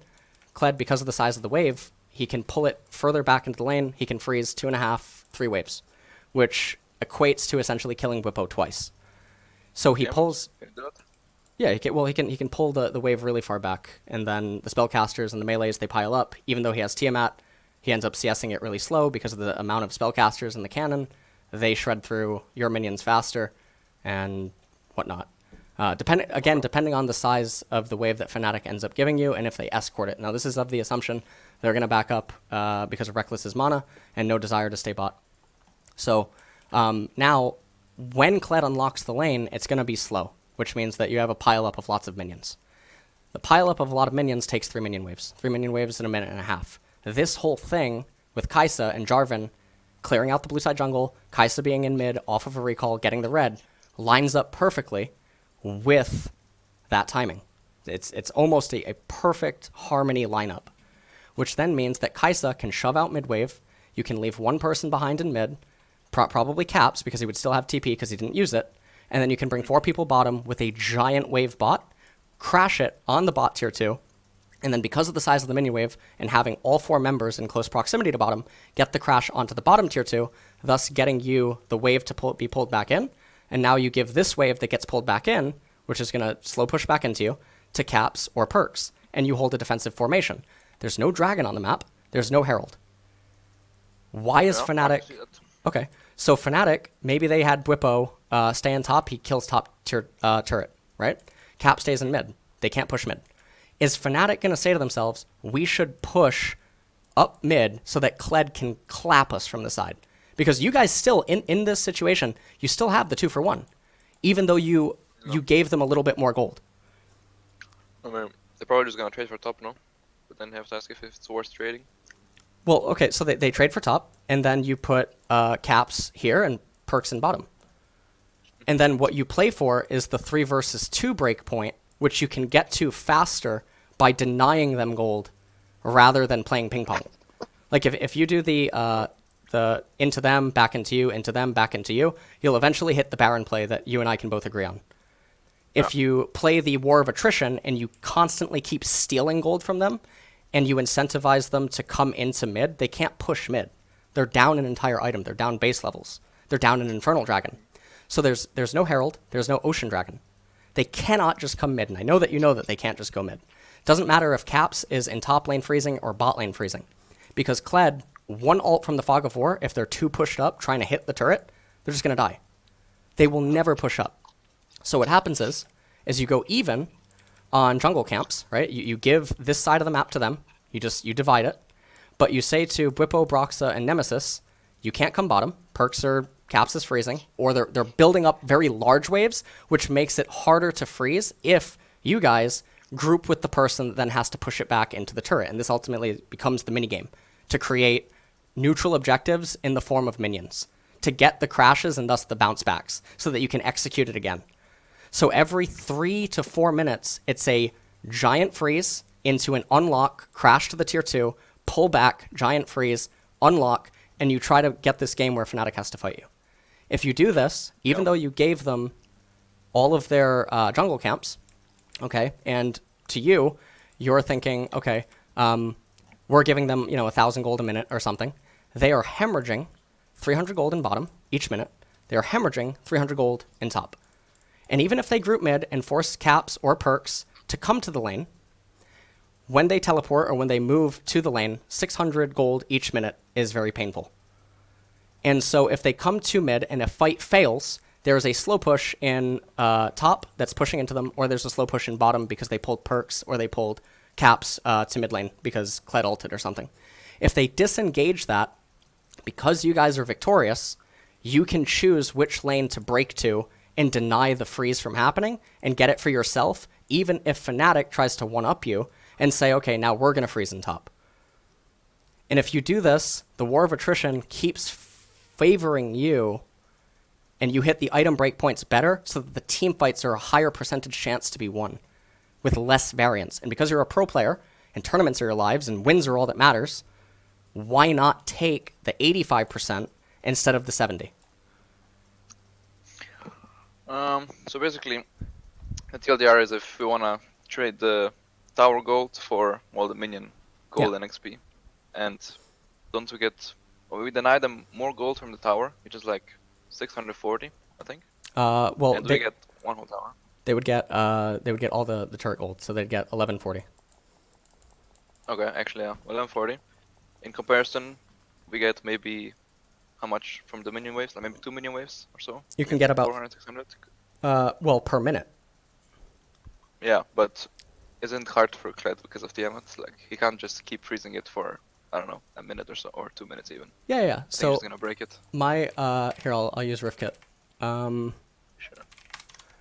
So this is my rotation starting at 1330. No. Let's use Rift Kit. Oop. All right, so let's pull Kai'Sa up here, top laner down here. Support, you're with him in bottom. They have 80 support, and then they have jungle. And then Akali is right here, and Renekton for them is, okay, Renekton's going to be up here, right? And you have Jarvan here. So what I want is Kai'Sa to shove the wave up, Jarvan to go through, right? And then Kai'Sa recalls. So Kai'Sa goes like this. Yep. You take the wave with Kled, and you and him try to get it to be right around here, right? Depending on the size of the wave. Maybe Gragas goes for the golems, and he eats them right here before kiting back. Or maybe Gragas tries to eat the golems and then go over to red. Maybe he doesn't do that because of your presence and then caps in mid, right? So maybe Gragas just does this. All right, so by the time Kai'Sa recalls and moves up into mid off of the recall, the wave is still here. Now Kled with the Tiamat, depending on the size of the wave, Reckless and Hylissang recall, they come up to here, and now they start moving mid. Akali pushed out the mid, but she doesn't have anything to do. And the jungler recalls after blue, and then he has no camps on the left side, so he's going to path back down. So Jarvan clears out he starts these camps around the time that Kai'Sa would be moving back into mid. So Jarvan gives the blue over to Caps. Jarvan clears this, and Jarvan starts his recall. Perks is in mid lane. Caps is in mid lane, or Caps moves up to top lane, depending on what Whippo does, because Caps still has TP. So maybe if Whippo tries to push out the lane, Caps moves up to the lane, but Whippo won't go all the way because they don't have vision. So because Whippo doesn't go all the way, Caps meets the wave in the top, maybe he pushes it out. You ended up moving up to mid during all of this, and Jarvan recalls, and then Jarvan goes like this. All the while, Reckless comes into mid lane, Hylissang comes into mid lane, Ocean Dragon now is a couple of minutes away. The jungler had to come to the right-hand side, so there's going to be a vision fight down here. But 2.5 waves can be built up by Kled. So if 2.5 waves build up, Jankos comes off of a recall, Caps can move back into mid lane, and then everyone can move down through red side jungle because mid turret's irrelevant. It's only a couple hundred gold, which doesn't matter, and they're not going to try to fight it. Top tier 1 is a pawn now because the gold ultimately doesn't matter. You take the giant wave, you move through the river, and you look for Jankos' blue side camps because you know that Jankos killed the red side camps. In addition to this, you break the turret. There's a giant wave. You have all 4 members here. Caps is sitting in mid, and then you crash it onto the turret. The next few waves come into you, which you allocate to caps or perks. Now, they're in a very painful situation because there's no dragon, there's no herald. They can't just, reset. They cannot just group mid. Even if Whippo, during this, he recalls and he goes back top, right? Goes back top, he meets the wave that Caps sent back into him as Caps moved mid. He takes this wave, and what, he's going to kill top tier 1? Good. Kills top tier 1. All 4 of you guys crash the wave in bottom tier 2. You back up, you recall. He kills top tier 1. Great. Send Caps. Send perks. You, Jarvan, and Kled in mid. You hold the wave, you have double teleport or something at this point. There's no neutral. They're not just going to group up in mid. It is unfathomable that they'll group up in mid, because they can't account for all the vision around here. Now, you're giving them all the jungle camps, sure. But maybe you stole away these two, depending on timer. And I admit that I can be wrong here, because this is very long, and I haven't watched Yankos' Wolves and Gromps. Maybe you stole away these. So they get 1 and they get 2. You guys get rubber band here, rubber band here. Okay. You have a freeze executed in bot. You have a semi-freeze executed in top. They are bleeding several hundred gold each minute.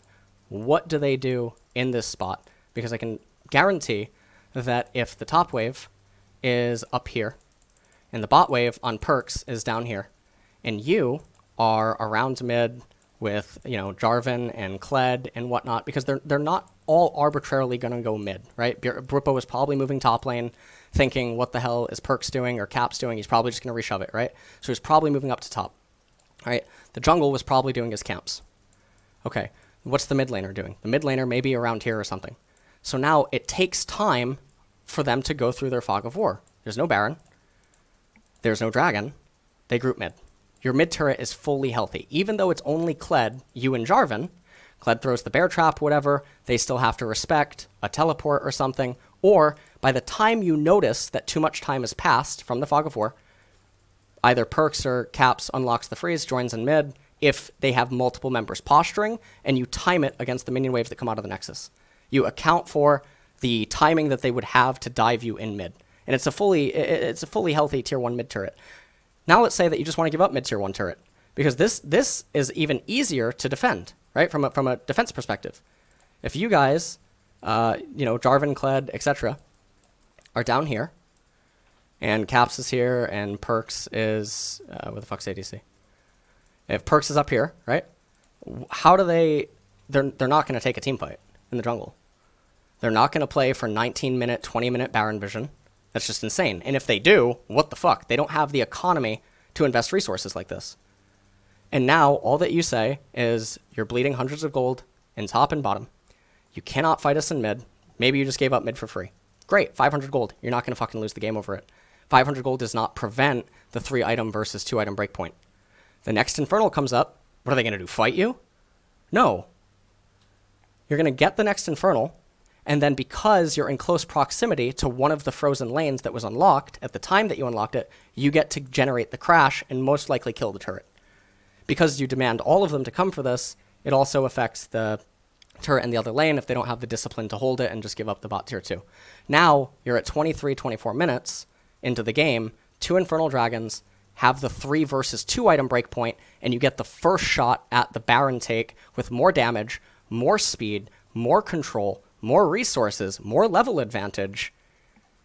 It's a lot harder to lose that fight than it is to lose the fight where you guys go like this. You teleport bottom, defend the turret, Kai'Sa recalls, Kai'Sa comes up here, and then because you have numbers advantage, you go bottom, you kill this turret, you push up, and then it gets back into you. You take Ocean Dragon, and now what? 20 minutes? You're playing ping pong with all the side lanes. 20 minutes, you go to the Baron, you control the vision. If you botch the fight, you stunt yourself a minute and a half. You lose several turns of action. And so because of that, they get to a better item breakpoint, and you're down resources. Yeah.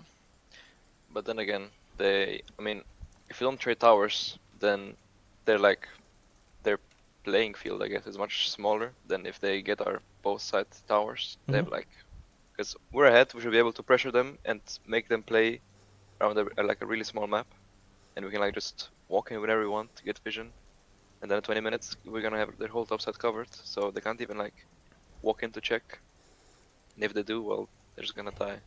Yeah. So I think, from my opinion, it's not worth trading towers when you're ahead, but I think if we're but we can still do the freezes when our sideline towers fall. I don't think it's worth giving up plates. Okay.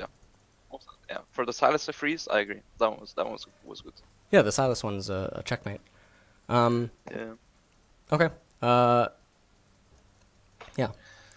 Yeah. Let's would be carry on. yeah. No, that was pretty much it, I guess. No, I know it's long-winded. It ultimately comes down to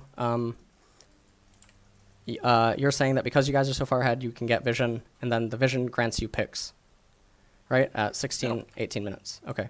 So picks are 300 gold per champion kill, or maybe less, depending on the champ. So how many picks are you looking for? If the answer is 4, all that you need is 2 minutes of freezing. It's safer. Yes, yeah. It's safer, less That's variance, and if they tilt because you're freezing, they come into mid, they fight you anyway. You kill 2 birds with 1 stone. They also tilt when they die. Yeah, no, I know that's true. But what is harder to do? to freeze top in bot and then collapse, or to fight for vision, potentially mess up? I feel like one is higher variance than the other. One has more risk, and that's the one where you fight for vision. Yeah.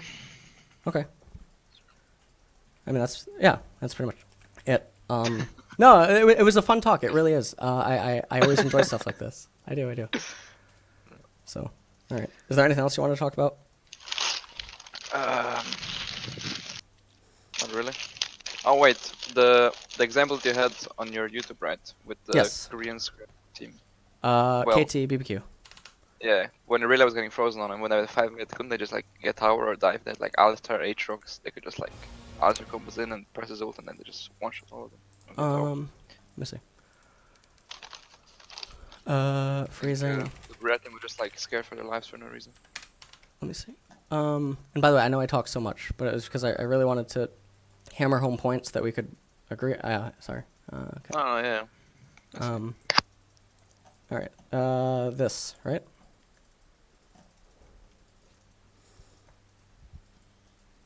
This game, right? Okay. All right. So Aurelia's BDD, Aatrox's score, Rise's Smeb, and at this point, I believe Kaisa is Zenit, and then Snowflower's Alistar. Yeah. They only have 1 mountain in this replay, by the way. I know it says 2 at the top, but it's the replay bug. Okay. Yeah. Okay. So Rayleigh was like AFK for like 30 seconds in his jungle. Mhm. Yeah. Put it on top. I think this is about like bad recall, no? Shouldn't Kaisa like just stay? Wave? Well, I would have to know what item she's getting actually, which is unfortunate. I guess I could go into the VOD, but if it's a massive item, then she can't just stay. Then maybe it's fine now. Yeah. I don't think she would recall with then- full mana, full HP unless it's a big item. Yeah. But But then also, Alistar base is like after her, so Yeah. it's like even more down then. so yeah, we get 30 more seconds. They get Cloud Drake. And now this would be the cannon wave that I assume you want them to dive on. Yeah. So- this just dive. This is Zoe Yeah. top as well now. Zoe's top right now, yeah. Urgot has Not much TP. to go around Raptors, maybe. Urgot I'll has go around Raptors, just fucking dive him. their control word here. March fine. You can just face check it. And then if Okay. people are going him, then they can just get tower for free then. And I think that's worth. You want Alistar to do this, not Aatrox. Okay. So Alistar, you want Alistar to run around. Okay. But So if he's not doing anything anyway. yeah, I know that. But if Alistar isn't present in mid, right? The blue team can No. account for where he may or may not be. Mm-hmm. All right. So they could know that he's looking for like one of these angles or something like this, or maybe he's over here, or he's recalled. But they should play as if he's doing all 3, or well, as if he's doing these 2, because these 2 are the most dangerous. Okay. So Just walking into mid tower though. Yeah. Kinda. So on the wave, he would go like this, and he can't combo because Morgana Black Shield, and he doesn't have flash. No. So You if can just combo and like force the black shield and then ult and run away, and then you still get tower.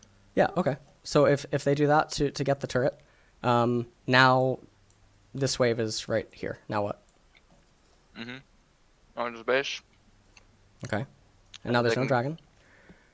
Yeah, they can go top side, take over the whole jungle, break the freeze, and then, well, they can just do Nash with Kaisa. Kaisa is so OP. Yes. All right. So they have. They're gonna have full control top side. This would be like 23 minutes, right? They would be recalling. Mm-hmm. Okay. So 23 minutes with 1 mountain dragon, and this is also when Urgot's OP and he has TP and whatnot. So if they recall and they reset, that's going to also take time to get back onto the map. So let's say like 23:35 or something, right? To be left side. Right? Okay, yeah. Okay. So Ryze is down 2 levels. Atrox is down probably 2 levels at that point. And the ADC is probably going to be down 2 levels. So they come into blue side and they say, Zoe, stop freezing. And she says, shut your fucking mouth. And they just fight. Okay. I mean, that's what I assume happens. Yeah. KT's They fucked. fight, yeah. Yeah. Yeah. They're already behind. They might as well try to fight. Well, yeah, but that's why I'm saying the freeze is insane. Because it forces them to fight. Yeah. Yeah, it fucking, they're fucked. It's not bad. Yeah, they're dead. Then again, red side is not doing anything even while it's freezing instead of. I know, but mid tower. I know. So their only choice is to fight, which fucking sucks. Or it's to like break this and then try to move top and then break it, which means that Urgot gets even more ahead in bottom, and then everyone's sharing XP. And then as soon as you try to back and reset, if you shove the waves too hard, BBQ just refreezes. That's fucking awful. Because eventually BBQ just walks out and they have 2 levels on everyone, and they have more items, and they have just more combat stats. You always lose the fight. Especially because of the team comp. Yeah. I mean, we can talk about the one that Perks talked about, which was this one, if you don't mind. I don't remember watching this one yet. Okay. Yeah. So right here, you see the mid-wave turret? No. Sven has TP, double cloud on TL. My assertion was that TL's ahead right now. They have a better team composition. Nivea is By the glacial, yeah, they got the glacial. Anivia takes this wave, doesn't walk up to it, right? So they don't even know that she's here right now. She should be like here, right? Okay. So maybe Spica doesn't keep going. This wave comes up, Anivia meets it here, and then the next wave that comes up, Anivia tries to freeze it. And she can even use glacial wall or whatever to move minions or separate her own minions or whatever. So because of where Double Lift and X-Smithy, no dragon on the map for 4 minutes, Volibear down in bottom, Jensen has TP, whatever. I guess Impact doesn't have it, but neither does Broken Blade. What do you want TSM to do in this spot? Because Zed doesn't have flash. The mid turret is pretty healthy. And if they try to move into the red side jungle, Team Liquid gets first action. If they try to move into red side, TL has first action. And then in addition to that, Double Lift has flash, heal, stand behind me Braum that I believe even had cleanse at the time. So the mid turret's healthy. Yeah, let me go back to the right here. Okay. So cleanse ignite on Core JJ, heal flash on Ashe, and then Anivia's freezing up here. They can't go into the red side jungle because TL has first response. They would be trolling to go into the red side. Zed cannot just walk up to Anivia. If they see Anivia freezing there, then they can walk out in the red side jungle for free now. Well, who would them from going to red side jungle? Who would be able to get to red side jungle first? Would be my because you see Nunu right here. Yeah, but they're gonna be like 4v3 or even 5v3 because Silas has pushed now, so it's gonna move to mid. Yeah. So it should be good for TSM now. So Silas takes 20 something odd seconds to get to mid, which means that the minion wave, this one would probably be arriving. All right, so they push mid. Zed comes down like this. He goes into the Raptor pit, and TL obviously has vision, and Anivia is freezing with TP. And if you try to dive, or I don't know what you want them to do, but Braum They can just take over the red side jungle. No? Okay, so they walk into the red side jungle. Yeah. They do have 2 pinks, so they put a pink on the small wall there. I mean, below red buff. Then they can walk in to the top side, and if they fight there, I mean, they can see Anivia all the time, right? Yeah. So Anivia can't group with their team before TSM can actually kill one guy because they have Zed, I guess, and they can just ward all their topside jungle, I guess. They have wards. They have 2 wards on Nautilus, so they can ward that, and then they can just see what TL does. So let's say they respond to go defend top, because they have to go safe way, right? So they have to go all the way around.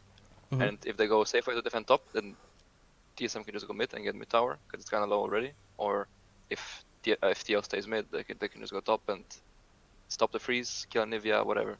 Okay. I think they have like 2 options, but yeah. So Nautilus moves down with Spica, and Bjergsen comes here, kills this. They back up to their turret. Sven recalls. Sven TPs, so this is already going to be 15 seconds into the future. So 15 seconds, they're now inside the red side jungle, and Nivea's back here. They do a control ward here, control ward here. Can they dive mid? No, because Core JJ with Braum, Cleanse, Ignite, Flash, etc. I think Silas. that Nautilus can just like both press R and Ash has no counterplay. He just dies. No? Feel like that would. I mean, what is Nunu doing during all this? Because Nautilus doesn't don't get know. to just walk up to Ash. Right. So I'm just. I mean, he can, but then he can just like walk up to the tower, Mhm. and then Sivir can free hit and just get the tower, while Nautilus is like kind of creating space for him. And if they want to go Nautilus, he can just hook to a wall and just peace out. I think, yeah. What I don't know what TL can do. You don't think the Ash Arrow and Ash W's and Nunu ult and everything is too problematic? No, I don't think so. I think Nautilus plays it well. He can just create space, and if he gets Ash ulted, he can just hook to a wall and peace out of there, and then they can't really get on him. And they don't really have any follow-up for the Ash Arrow anyway, so... Yeah, they don't. Yeah. Okay, so let's say in this situation they invest the 2 control wards, they kill mid, and now or let's say TL acknowledges that they can kill mid, which I just want to say for viewers and stuff. I would want to simulate this. This is one of the situations I like getting custom games and simulating, because I am not seeing what you're seeing in this sense. But let's say that TL just acknowledged this for sake of the argument and gives up the 500 gold, and now they just have this bridge to defend. Yep. And Anivia has egg, everything. If randomly TSM just moves through the red side, there was already a net loss in top because the freeze was executed because Zed was pulled mid. Yeah. So the gain in mid is false in the sense that the gold isn't real, and now TL are just in a better defensive position and they're freezing again. But if you pulled Silas into mid, then it means Volibear is down in bottom and he's potentially freezing. So you're losing gold there. So then the question becomes, can you dive mid tier 2? I don't think so. There's no objective on the map. No, don't need to. Yeah, you don't need Just go to. back to sides. Yeah, you go back to side lanes. But then if can we agree that TL scales better? Let's see. I think Anivia's. Yeah, I can see it. Yeah, I can. Okay. It's pretty strong late. So then I would then assert that TL can be down several thousand gold at certain item breakpoints and still win team fights. Like Anivia 3 items is probably.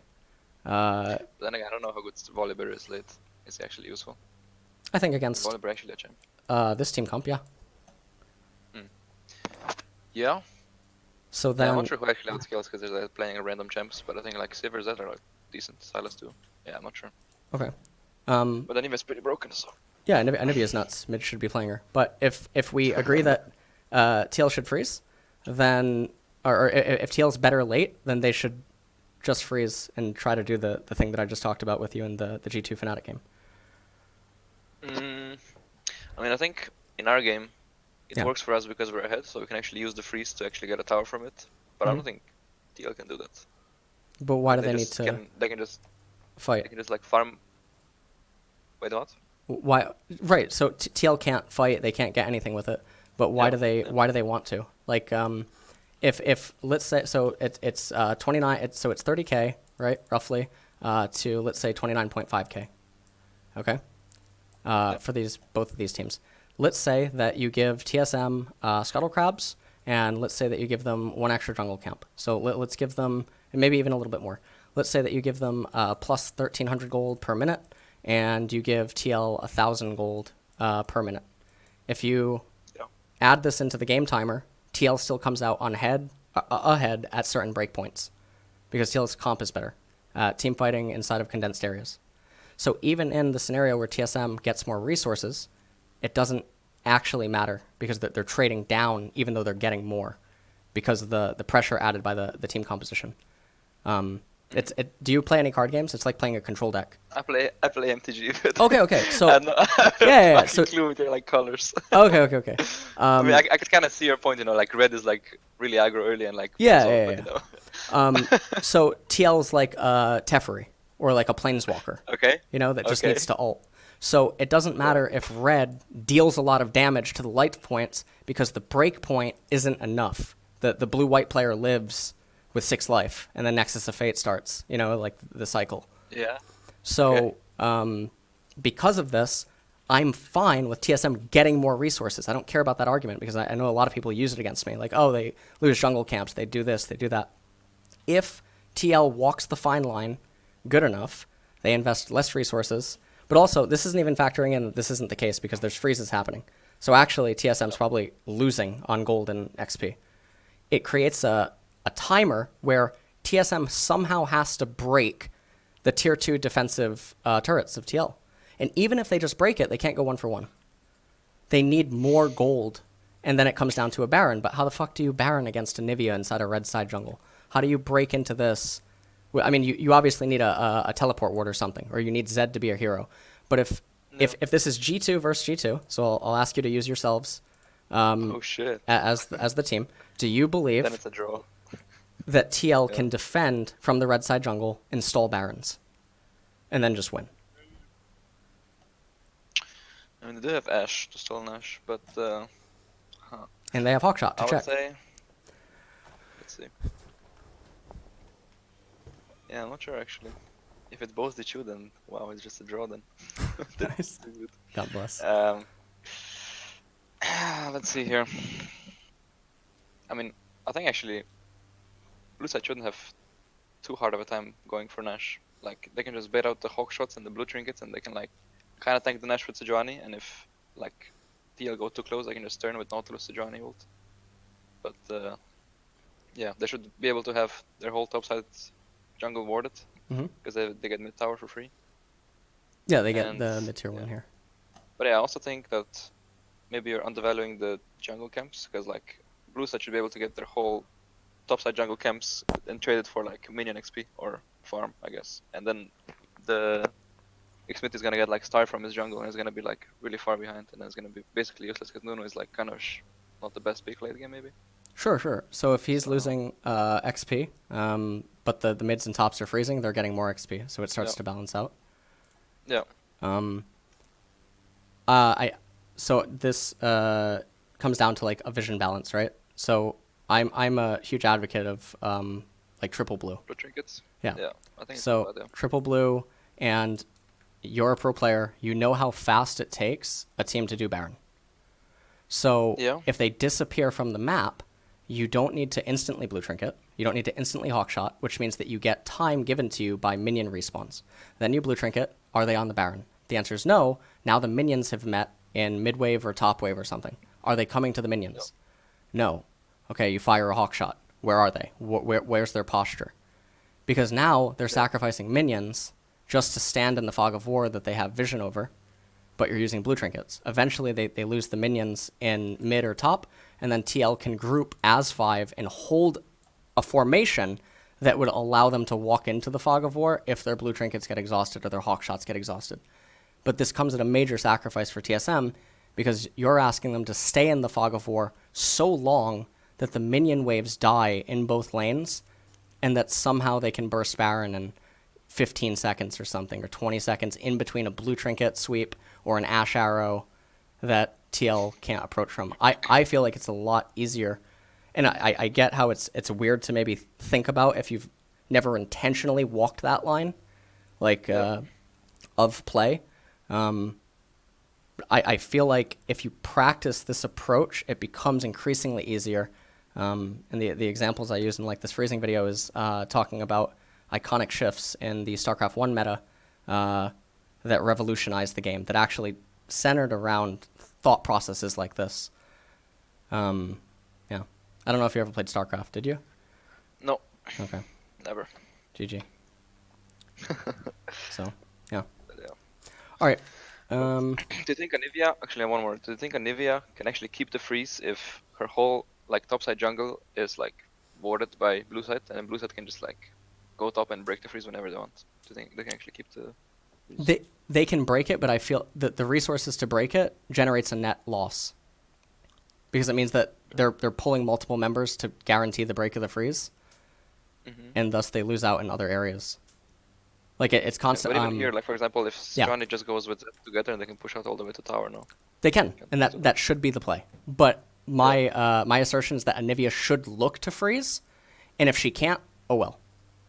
Oh yeah, no, I can agree with that. Yeah. Okay. Great. You can try, yeah. Yeah. All right, that's pretty much it. I want to get back to VOD reviewing now. It was really nice. Back to review, yeah. It was really nice talking. Yeah. All right. It was quite fun, yeah. Yeah. All right. All right. See you Talk to you next later. Yep. Bye. Bye. That was a very nice call. Nice. Okay. Let's get back to the VOD review. That was a really nice call. That was very educational. You know, or I mean, I think it's very educational content. So, yeah. All right. Let's see. So, coming back into live, that was fun. We got to talk about several phrases. All right. Finally one shot my Big Mac. God fucking bless. All right.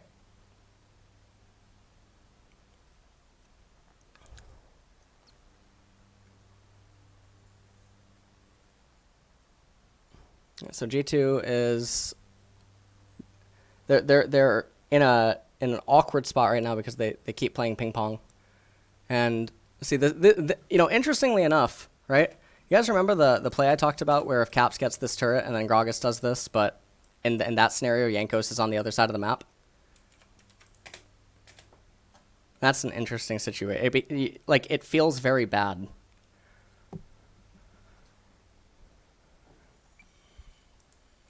Oop. I don't know what that was. Sorry.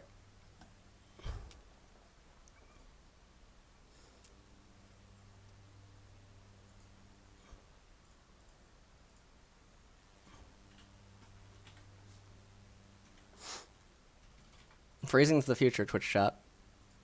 And for people that think it's boring and that it's going to slow the game down, no, it's not. Forces fights. People have to fight to break them. You get more action. Look, it's a win-win.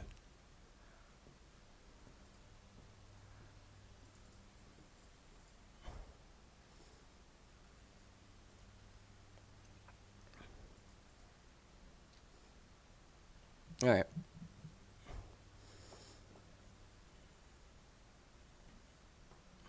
Nemesis gets the wave. G2's up 3k, but the scaling for Fnatic is just better.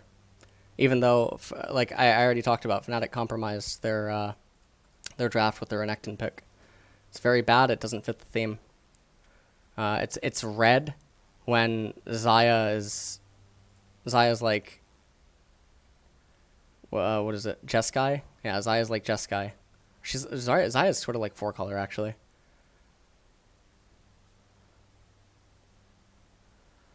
So now inside of this game, like I don't see why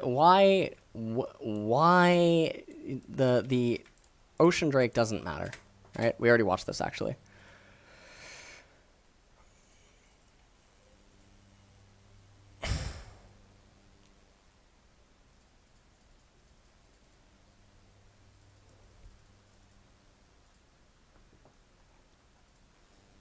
All right. Now G2, this is that higher variance team fight that we talked about earlier on. If they win this, they get Baron every time, right? But why put the pressure on yourselves to win stuff like this if they win it decisively? And also, this is why, like, when people VOD review and they're like, oh, if this champion did this or this champion did that, or if he just R'd here. No. The problem is that they're there in the first place. Prevent problems, don't fix them. Yeah, I could have gotten red and pieced out. Absolutely. No, so yeah, we talked about this earlier. By the way, if you guys are just joining us in Twitch chat, if Caps freezes, Akali's out of the game, and the VOD broke. And if the YouTube video freezes.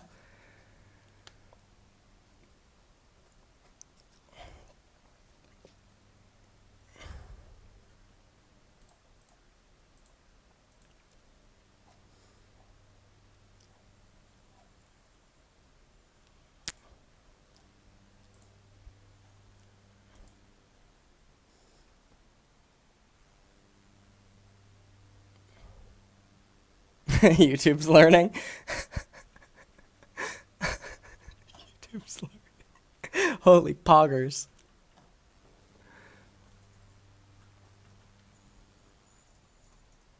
Like, why is any of this happening? Why? So, imagine, okay, imagine you just control the vision around here, you get the Infernal. Now, obviously, I know the rebuttal is, but Kai'Sa deserves to die or something, or Xayah deserves to die, something like that. But why? But then the question is rewind, right? So this is actually one of those spots. This is one of those spots that I know someone would tell me, oh, well, Reckless should flash and then R and fucking do this and that and that. No. Why is Reckless walking up to the wave that is coming into the turret? He can farm it right here. Right here. No danger. Still gonna get the minions. Fucking 60 gold is 60 gold. Doesn't matter if you wait another 8 seconds. But he's panicking. He's sweating. He's freaking out. He's like, I gotta get it. Gotta get it right now. Oh my god, it was a freeze. Well, obviously, G2 would probably just walk up, break the freeze, and then move back down into the dragon. But Reckless should still, because it's free. It's actually a free roll. It is a free roll to freeze. He should try to freeze, and if they let him do it, maybe he stops the minion wave. There's an assist. Why does Fnatic want to fight right now? Doesn't make sense.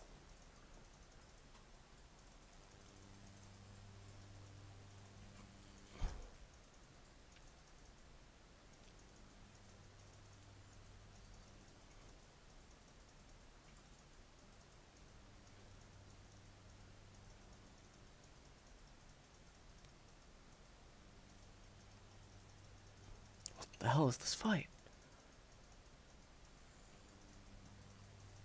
That was really good. That was really, really, really good by Wonder. That was really good. Okay.